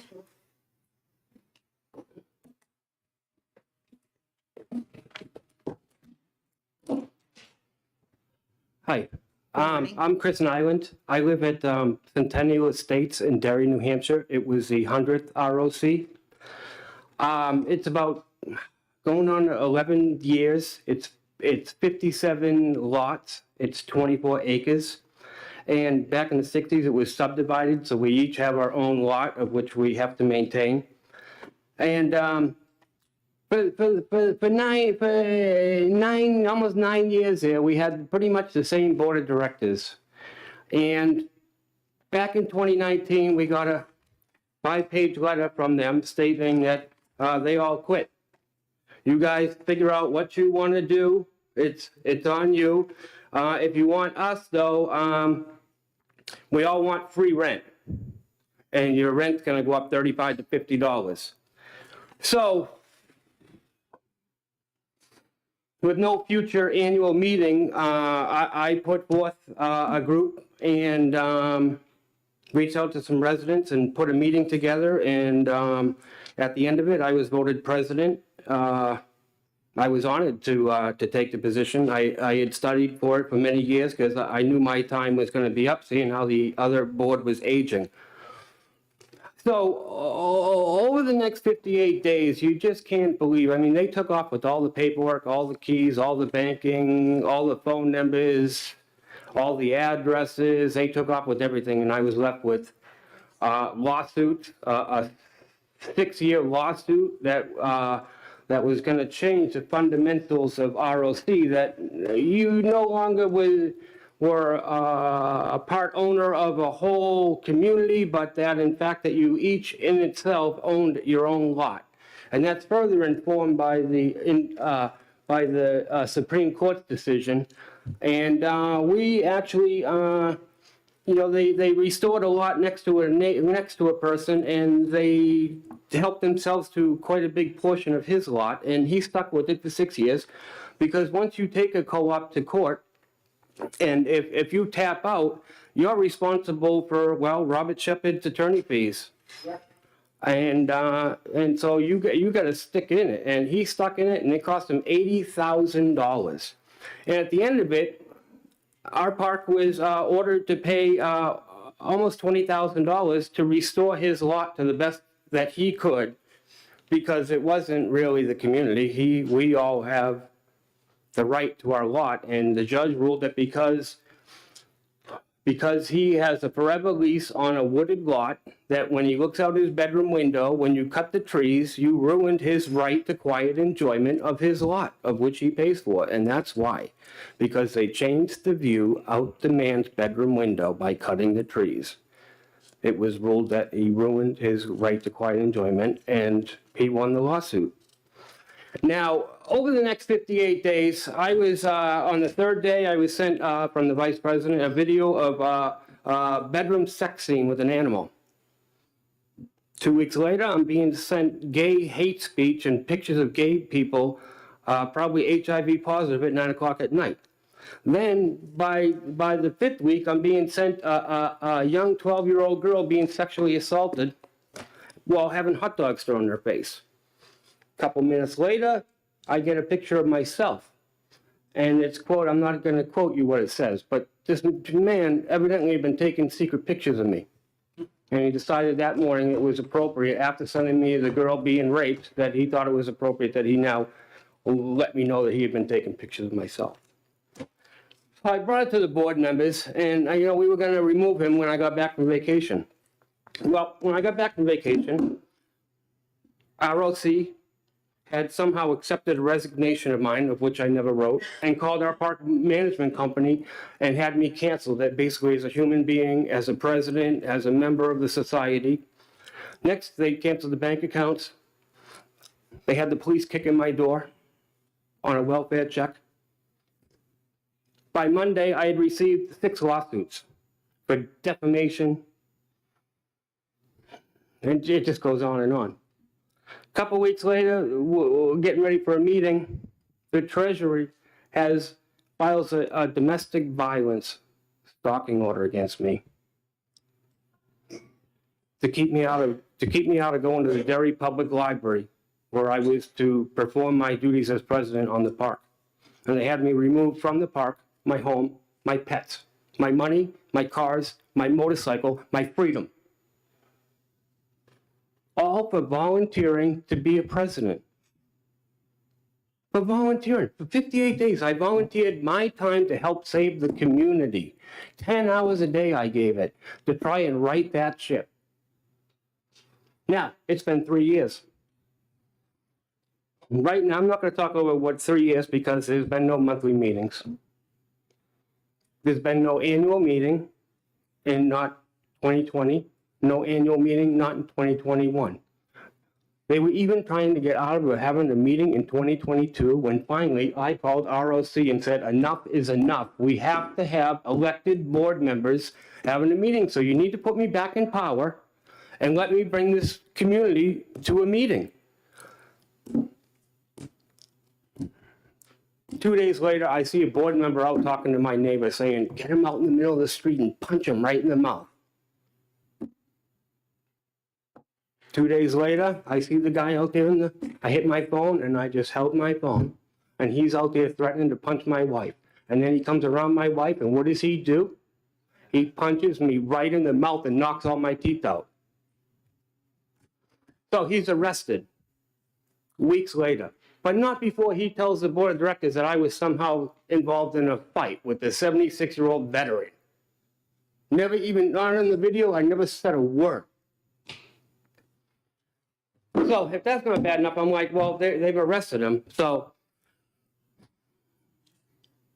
a couple weeks later goes by, and I have eviction notices on my door. What they did was they had Robert Shepard, the attorney, send me a letter stating about fighting and then parking on the lawn and doing these other things. And so now they've taken my rent money to pay the attorney bills. And they've got me upside down and they're trying to evict me. They took my rent money and put it towards the attorney bill because they had me assaulted, because I spoke up and demanded that we have a meeting. So right now, today, if everybody refers to board of directors, it's 5 board of directors. In actuality, they're not really board of directors, there's 5 landlords. Each in themselves have the ability to bring charges, have attorney send you letters, take your rent money. Each landlord, each board of directors is a landlord by themselves and has the power to evict you. Now, democracy. ROC, this whole book is an ROC community guideline book. It starts with democracy. 1 lot, 1 member, equals 1 vote and 1 signature. There has to be an annual meeting with elections and monthly meetings to be held by at least 3 board of directors. Right now, today, in our park, we have a husband as president, which in this book says is a signature, it requires signature because you're the president, you're responsible for day-to-day operations. His wife is the treasurer, which also requires a signature. You cannot have a husband and wife self-appoint themselves. We haven't had elections in 3 years, so how does a husband and a wife become president and treasurer?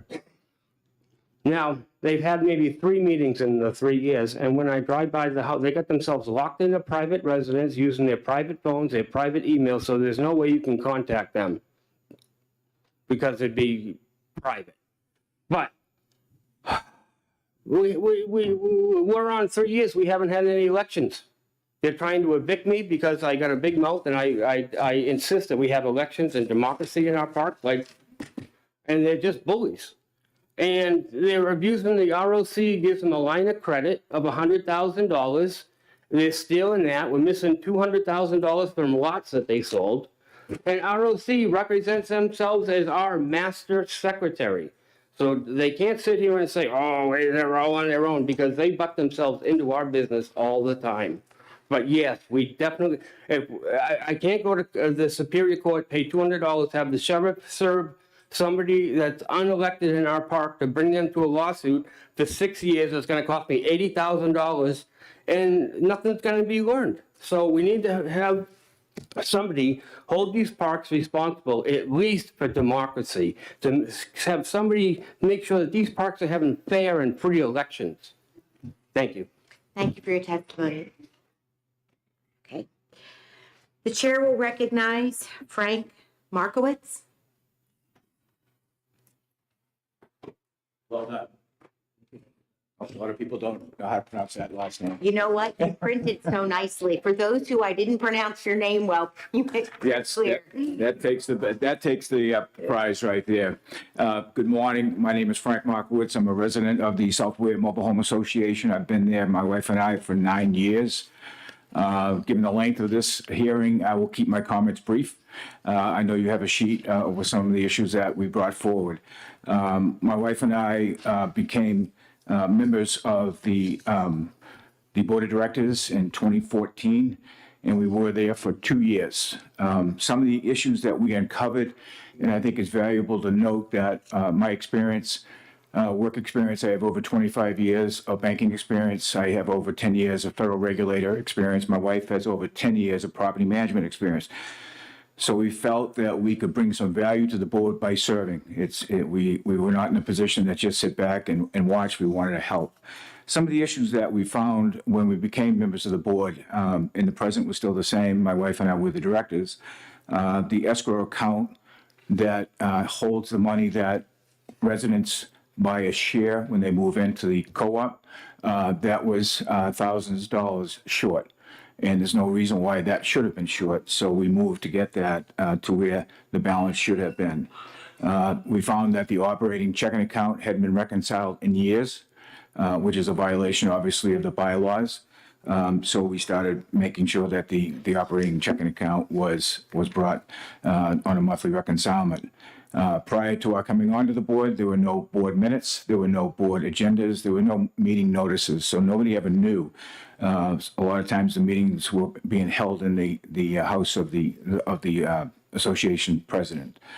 In the summer of 2014, we brought forth the argument that the current president of the association needed to step aside because the bylaws could only have, he could only serve 2 consecutive terms. My wife at that point became president of the association. I remained on board as a board member. The issues that we bring forward to you today, these are not personality issues. These are facts. These are real things that are happening that, quite frankly, I'm concerned about the value of my property if these issues aren't addressed by the now current board. We found in 2015 that the leach field had failed. It hadn't been properly maintained. I'm from Boston, so I don't know a whole lot about leach fields, but it wasn't cut. The trees were allowed to grow over the leach field. It wasn't maintained. So we had someone come in, do an evaluation. We found that the leach field had, in fact, failed. To this day, the board has not addressed our concerns about the leach field still being in a failed status. Manhole covers were caving in the street. We, again, brought in a contractor to give us an evaluation of what needed to be done. At that point, we were told that the manhole covers and the underneath was just caving in and it needed to be replaced. We went and we purchased 5 new manhole cover containment. They still sit next to the field, the basketball court. The board hasn't done anything to improve and replace the manhole covers. We were informed at one point that the association receives its water from the South Ware Water Association, and one of our board members was serving at the time on that board. We were told that some of the wells were failing. We went to a meeting. My wife and I were yelled at by the association president, told to be quiet, and questioned why we were taking notes, that no notes were allowed to be taken during the meeting, which obviously was somewhat comical. I'll just leave it at this, that during that 2-year period, my wife and I were constantly harassed. We had one former board member, treasurer, would ride by our house with a big sign on her car, "If you don't like it, he'll leave." And she'd sit there and just honk, honk, honk until we came out, and then she drove away. We were constantly berated at board meetings. We were trying to follow the bylaws of the association. We were trying to do the right thing. Then there was a petition filed against my wife and I that 2 family members could not serve on the board, even though we had been there for 2 years. My wife and I resigned. We had had enough. We couldn't do it anymore. We were finding ourselves putting a lot of time in and not receiving back the feedback that we were actually trying to do what is a good job for the association and maintain the value of the properties. Ironically, the current president has served over 5 years, which is violation of the bylaws. We brought that forward. Nothing happened. Her mother, as you heard, serves on the board as well, which is a violation as to why my wife and I resigned, because we were told we couldn't be on the board. The check we've offered the board, the bylaws require that a non-board member sit in each month on the reconciliation of the operating checking account. That hasn't happened. I've even offered up my services. As they say, crickets, no response. We've asked about the status of replacing the leach field. Again, crickets, no response. Manhole covers still sit there next to the playground. When we ask what is going to be done with it, crickets, no response. There's an apartment building on the property that it has been abandoned. It's a rental income property for the association. It's in such disrepair, quite frankly, it should be condemned. When asked what the status is of going to repair it or remove it, what is the board's intentions on the property? Again, crickets, no response. So again, I said I'd keep my comments brief. I think the issues that I bring forward are factual. Again, they're not personalities, a conflict. These are real issues that, if they're not addressed by the board, will impact the value of this property. So I thank you for your time, and I ask that you support this bill. Thank you. Thank you. Any questions from the committee? Seeing none, are there any other comments from the public on Senate Bill 64? The chair will recognize Karen Susi. Good morning. Good morning. Madam Chair, members of the committee. I had not intended on speaking. I represent the New Hampshire Manufactured Housing Association. And I guess I just want to wrap things up. Clearly, this has been a wow moment. You know, a lot is being brought to light. Clearly, we can see that not all parks are equal.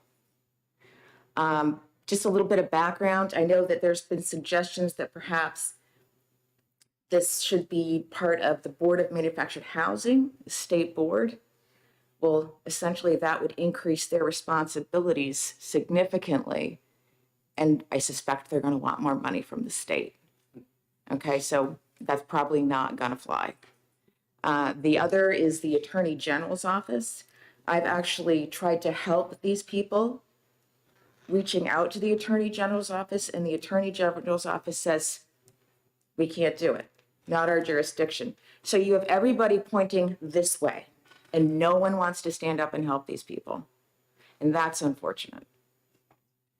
And for some reason, Karen Susie, who works for the New Hampshire Manufactured Housing Association, the private park owners and manufacturers and installers, is here today trying to help these people. So that's all I have. If you have any questions, I'm happy to do my best to answer them. Yes, please. Yes, go ahead. Thank you, Madam Chairwoman. Just a quick question. I mean, the purpose of a commission or a committee typically is to study an issue and then provide a solution. What do you see as a potential solution here? I know I'm getting ahead of the bill, but Yeah, I think it's important to think that way. It's interesting, if I could predict. I think we really want to take the opportunity to bring all the stakeholders to the table, including ROC USA, including New Hampshire Community Loan Fund. So when we do come up with a resolution, that everybody has a say. So I think there's a path, I know there's a path forward. It's just going to take a little bending. Would it be sort of an arbitration situation? What do you, I don't know. I mean, this is a tough one. I understand the issue, and I'm trying to see what the solution might look like to determine if, in fact, this makes sense. Or does separate legislation make more sense? Well, I can tell you, the New Hampshire Manufactured Housing Association has a mediation program for rent increases. That could be something that they could try to base a dispute resolution program on. Thank you. Any other questions or comments from the committee? Seeing none, thank you, Karen, for your testimony. Would any other members of the public like to speak to Senate Bill 64?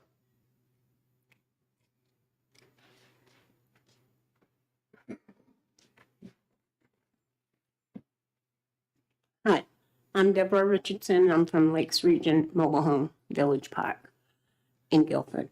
I just want to say that I mean, I was on the board for 8 months and I resigned because I was a petition that I was doing all this stuff wrong. My boards, we were all women for one. And we were the first board to take over since our co-op became a co-op. So the men from the first board didn't like the idea that we didn't want their help. But on top of it, what I'm finding is it's not so much that people have different personalities. It's like these people that get on the boards for a long time want control, and they don't like to see change because most of the people are older. So a lot of older people don't like change. So if you start changing things, even though they work, you're in the wrong. So that's all I want to say, but it's not personalities, it's control. Thank you. Yep. Try this again. Any other members of the public want to speak to Senate Bill 64? Okay, seeing none, the public hearing for Senate Bill 64 will close, and the chair requests a 10-minute recess. Thank you.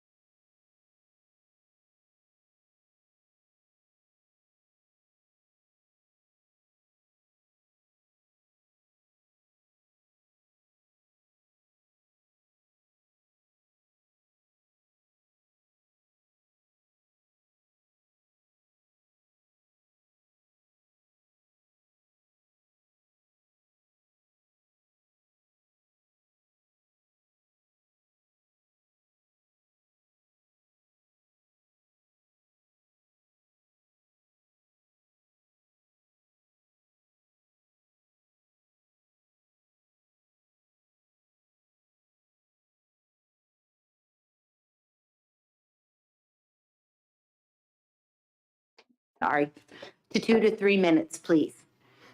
And the sponsor of the bill,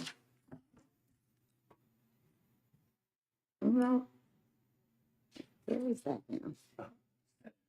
Oh, Senator Gray. Okay, thank you. All right, Senator, the chair I got a little taking the break. The chair recognizes Senator Gray. Welcome, Senator Gray. Thank you, Madam Chair. Members of the committee, I am Senator Gray, Senate District 6, which starts in Gilmanton and Alton, goes down to Durham, Rochester, Farmington, Stratford. Senate Bill 33 is to fix a bill that was in front of us last year. Last year, we talked about the differential that a community-owned park could charge a non-member, and we said $25. It was pointed out to me that it wasn't $25 a year, it wasn't $25 a month, it wasn't $25 a week, $25 a day, and also that $25 was being interpreted as $25 a month, and that was insufficient amount of money to do the things that were envisioned, that $25. So a constituent contacted me. I said that I would change it to a percentage. That way we didn't need a time period. And the percentage that I picked was 15%. That was a bit of a compromise. I was going to go for 10, but because of the people who said that the $25 was insufficient and that looking at the average lot rate, that wouldn't provide enough revenue to encourage the people to become members and help the association and do the other things they needed. I did go to the 15%, but I did tell them that they would have the opportunity to come here and testify before either the House or the Senate and argue their point. And that is how the bill got to you. And I hope you treat it well. Thank you, Senator Gray, for your testimony. Do the committee members have any questions? Thank you. Thank you, Madam Chair. The chair will recognize Tara Reardon.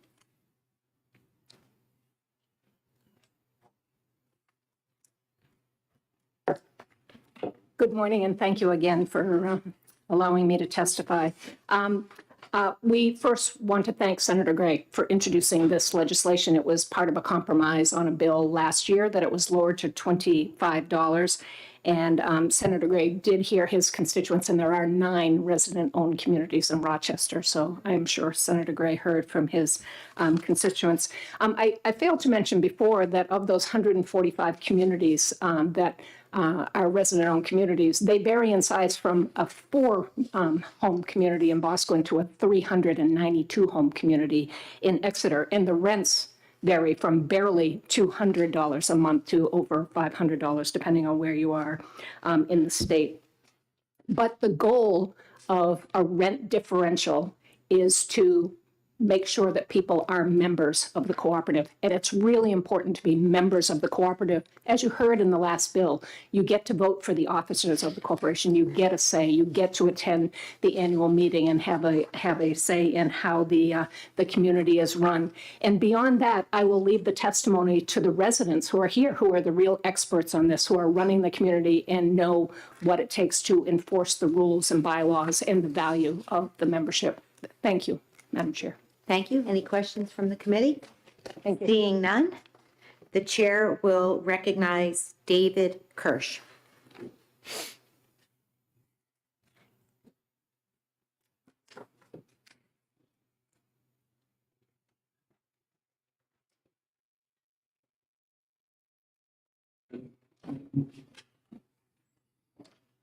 Hi, thank you again. My name is Dave Kirsch, President of Brookside Cooperative in Hill, New Hampshire. I also support the bill. I remember exactly why the provision was added last year. And the situation that it was intended to address was pretty grievous, and it was insanely grievous. But what I wished I had said last year when I spoke was that my park, when we decided on what would be the differential, we kept in mind that we are intended to be a low-income housing solution. And with that in mind, we had voted to have our differential set at only $50. Now, the reason we picked $50 was because it's not enough to really hurt somebody's income and on affordability, but it was enough that it would encourage people to want to be members and to keep their membership, because we don't have a lot of leverage in how we enforce our rules. One of them is, though, ejection from membership. And $50 was about right, we felt, to be an encouragement for people to want to maintain their membership in good standing. Another thing that I learned after we had to reduce our net differential to only $25 was that non-member rent is taxable income.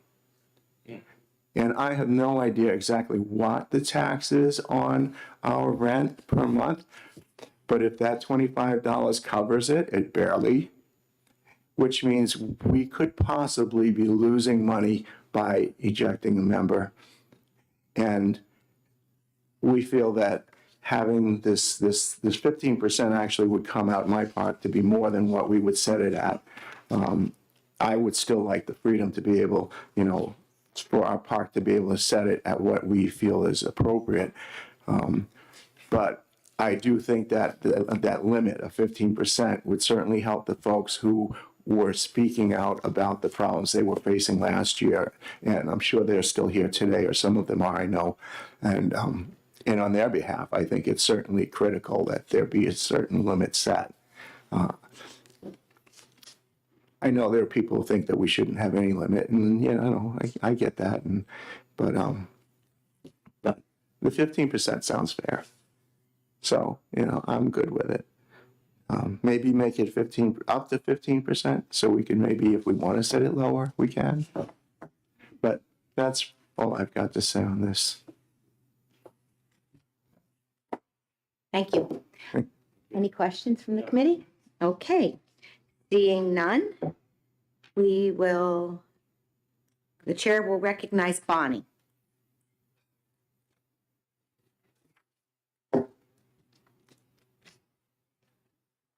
Good morning again. Good morning. I'm going to read for Louise right out after, but it's short, okay? All right. Again, my name is Bonnie Gars from Fairview Community in Allentown, and I am here to discuss why I do not support SB 33. The $25 cap on non-member lot rent in resident-owned communities was in SB 210, which unanimously passed the Senate, easily passed the House with a voice note, and was signed by Governor Sununu. The $25 fee for non-members was set to prevent residents from being forced to join the cooperative. The non-members at Fairview Community Crossing were charged $200 above our lot rent if we did not join the co-op. You see, most of the residents of these communities are retired and live on fixed incomes, so adding a $200 fee on top of our lot rent was not affordable to most of us. The $25 charge over the lot rent is reasonable and affordable for the majority of the people. 15% is not. Our lot rent is $564, not including water and sewer, which the average monthly fee is over $600. And the rent will be increasing this year, so to add 15% would bring our rent up to $690, and that is unaffordable to the majority of our homeowners. As you are aware, with the increase of property taxes and the reevaluations of our homes by the state, for example, my home was appraised at $63,000 for tax year 2019, 20, and 21. And my property taxes were then $1,800. The town has now reappraised all manufactured homes in our park to market value. So my home is now appraised for $113,000, which caused an enormous increase in my property taxes, not to mention my mortgage payment. Also, I might want to add that we are assessed an extra $15,000 above our appraised value because we live in a manufactured home park. I am 70 years old, have a mortgage and a second mortgage, and like others, live on a fixed income. I also want to add that Rock and Community Home Loan Fund has not put SB 210 into place. They say it only pertains to new co-ops. That is not what the bill was for. It was for everyone in all co-ops, new and old. To this date, new people moving into these parks are forced to join the co-op, and some in our co-op want to remove themselves to be non-members, but are being denied. So in closing, I would ask you all to not pass this bill and allow the people of these co-ops to continue to live in affordability. Also, I might want to add that for every member of a co-op, Community Home Loan Fund in Rock gets a $2 a month fee per person. So it's money in their pocket. So people that do not belong to the co-op, that takes money away from their technical assistance fee that they charge these co-ops every month. Okay, now I'm going to speak for Louise. Louise says, "Dear members of the Senate Commerce Committee, thank you for addressing this important bill, SB 33. My name is Louise Rideout, and I reside at Bearview Co-op in Allenstown as well. I testified last year in support of SB 210, which capped the non-member lot rent fee of $25 a month rather than the $200 additional lot fee at Bearview. I am thankful to the senators who worked so hard for its passage into law, and I trust their judgment on that amount. This bill proposes to change $25 cap to a 15% of the current non-member lot rent fee. It is my understanding that this bill is the result of some boards wanting to keep certain residents in line. It appears that rather than enforcing their rules on violations, they prefer to use the threat of revoking a resident's membership in the co-op. For example, my lot fee is $564, and before the water and sewer charges, 15% will bring my rent well over $600. This amount is not feasible for many of you. As you can see, this would be a substantial increase. I also would like to add that Rock and Community Home Loan Fund's mission statement is that these co-ops are low to moderate income. Raising this to 15% is not feasible because it would make these co-ops not low and moderate income. I appreciate all your efforts and respectfully request that you do not pass SB 33. Thank you, Louise Rideout, and thank you all for listening to me today. Thank you for your testimony. Have a great day. Any comments or questions from the committee? Okay, seeing none, the chair will recognize Billy Lunderville.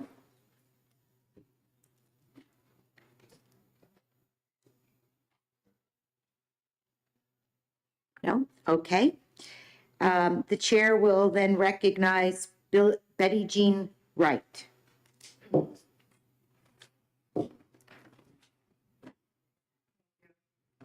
Good morning.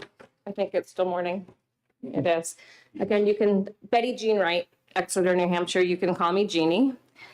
I did submit an email testimony to all of you, and I'm hoping that you received it, but I'm going to go through it today, and what she's handing out there is just some evidence. It's not going to take forever, but just some of the supporting things I'm going to talk about today.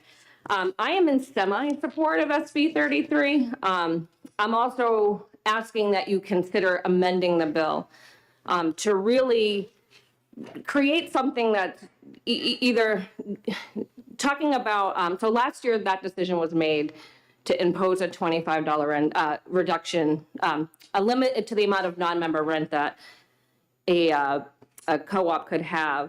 I think the intent of the bill that was presented at SB 210 was a good one, but the outcome of it was very poor and greatly impacted a lot of us who have existing communities.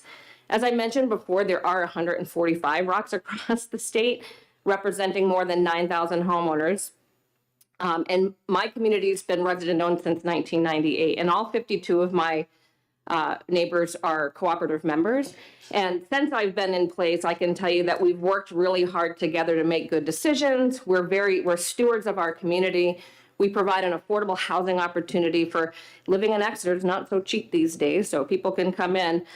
We've invested more than $1 million of infrastructure improvements. We've had a stable rent for 10 years. Where in New Hampshire can you say that, right? We've had a lot rent. We have collective control. We work together. We have rules and bylaws. We message that. We say, look, these are agreements that we have. We all come in at the start. We say, hey, these are our rules. These are our bylaws. We have a set of policies. And they're open to input. They're open to voting. We do things well. Not saying that everybody does that. But we have a tool in our toolbox. And that tool is non-member rent. And everyone always comes in, they say, why is there a non-member rent in there? I said, well, membership is valuable. There's a real value in participating in what happens in your community. And there's a real value in knowing that everyone's playing from an equal standpoint. So, once in a while, and by the way, my park has a $100 a month non-member rent, or did.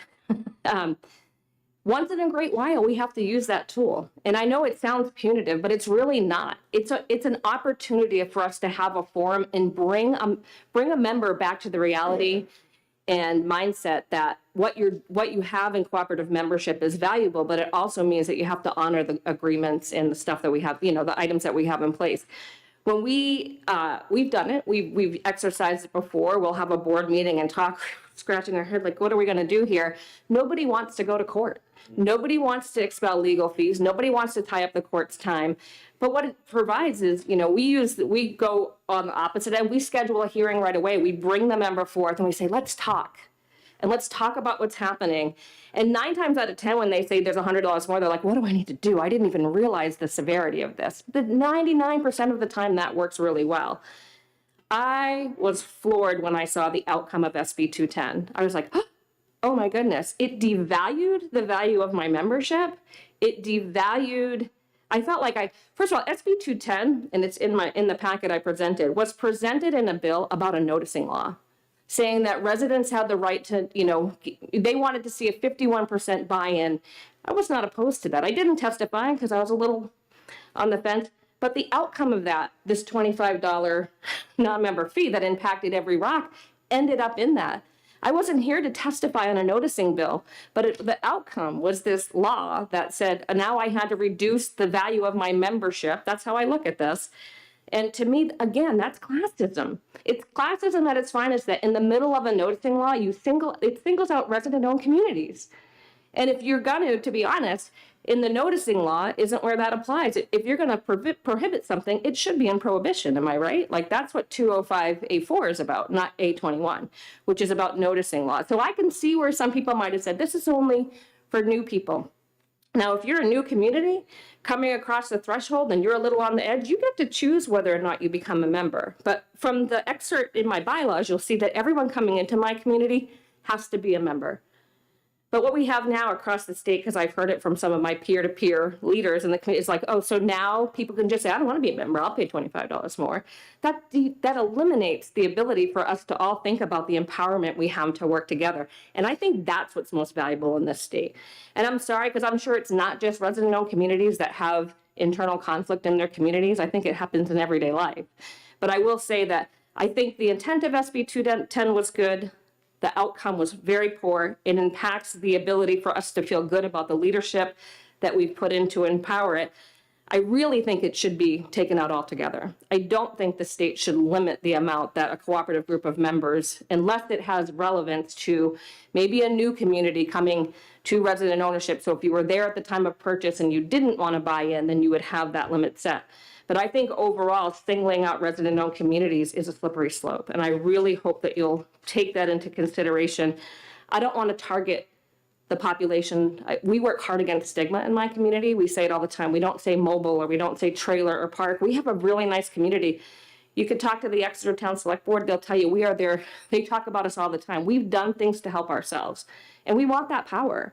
We want the control to be able to say, what is right for us. And I think that it would be everybody, and I think it would be a win for the model if you would just eliminate that altogether. So I did provide kind of a little bit of oversight of our bylaws, what it says, and I outlined the consumer cooperative principles, which we kind of overlook often. It's in every set of RockNet New Hampshire provides the template for this work.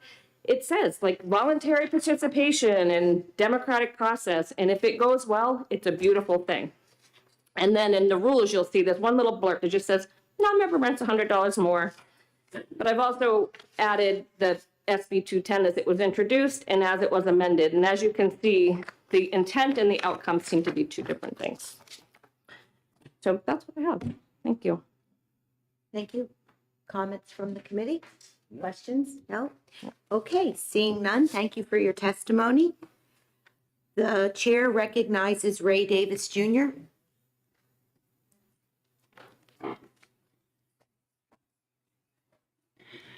Good morning. I as well would like to see an amendment to SB 33. A lot of our communities weren't aware of the issue with SB 210 or even the possible issue of the non-member fee last year until it actually was put into place.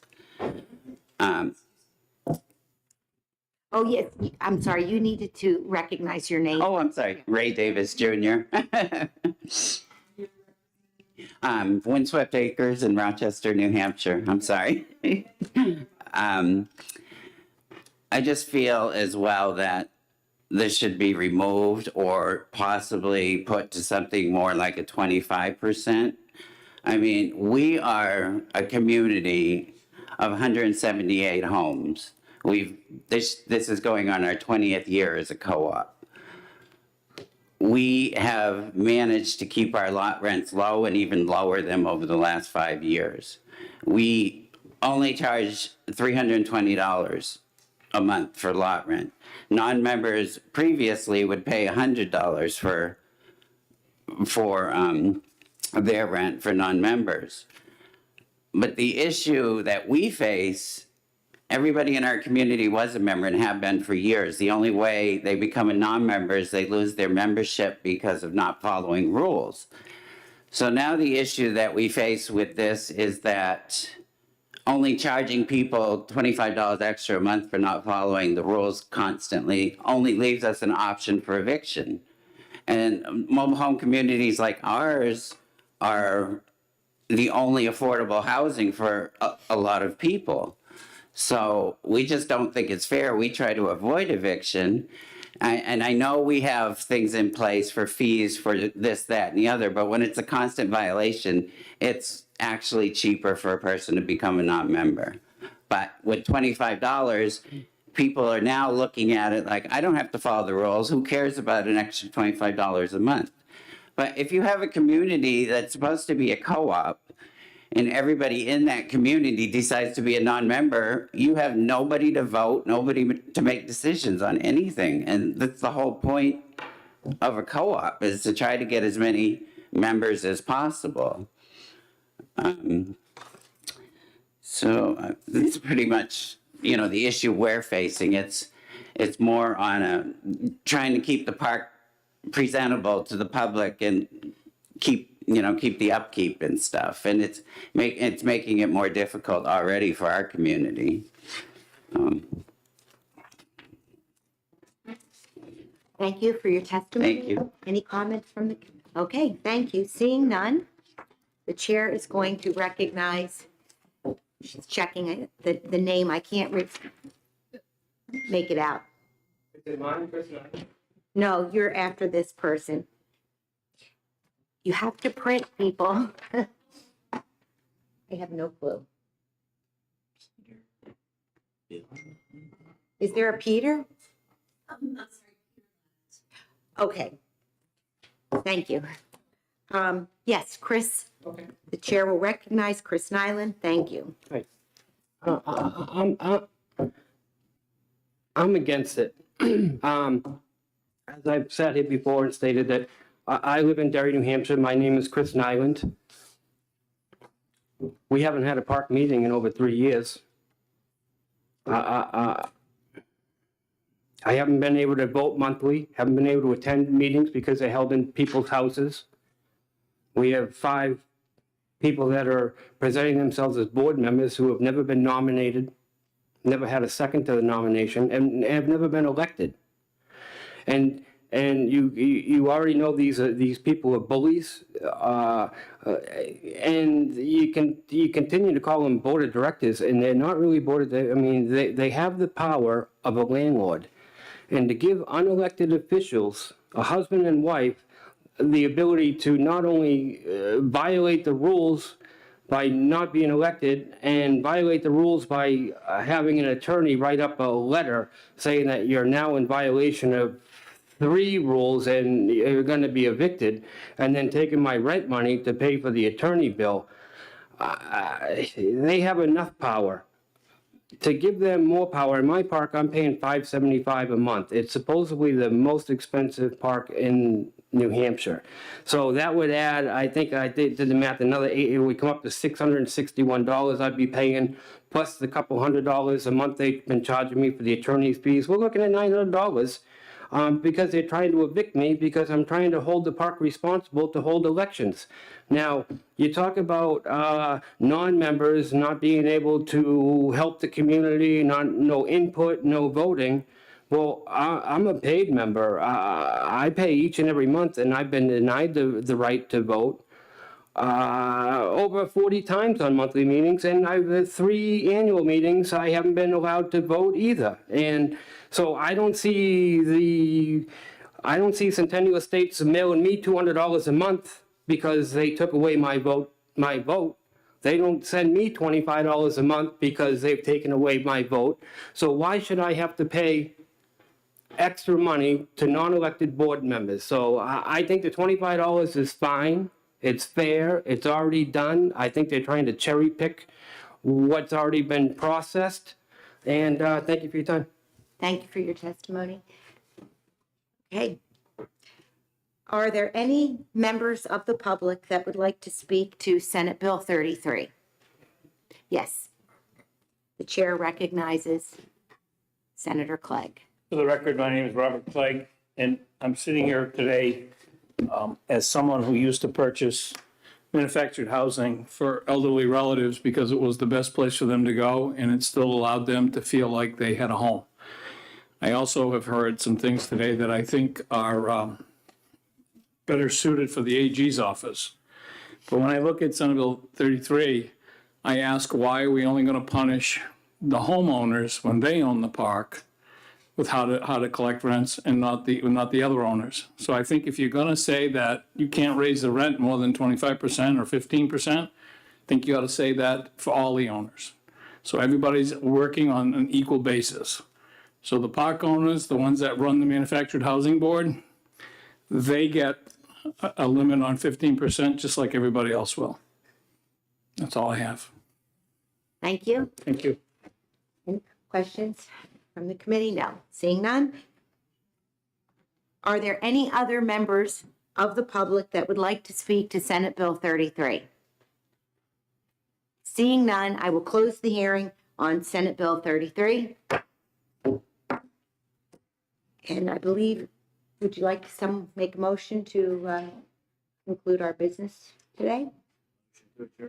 Motion to adjourn. Okay. Thank you, everyone.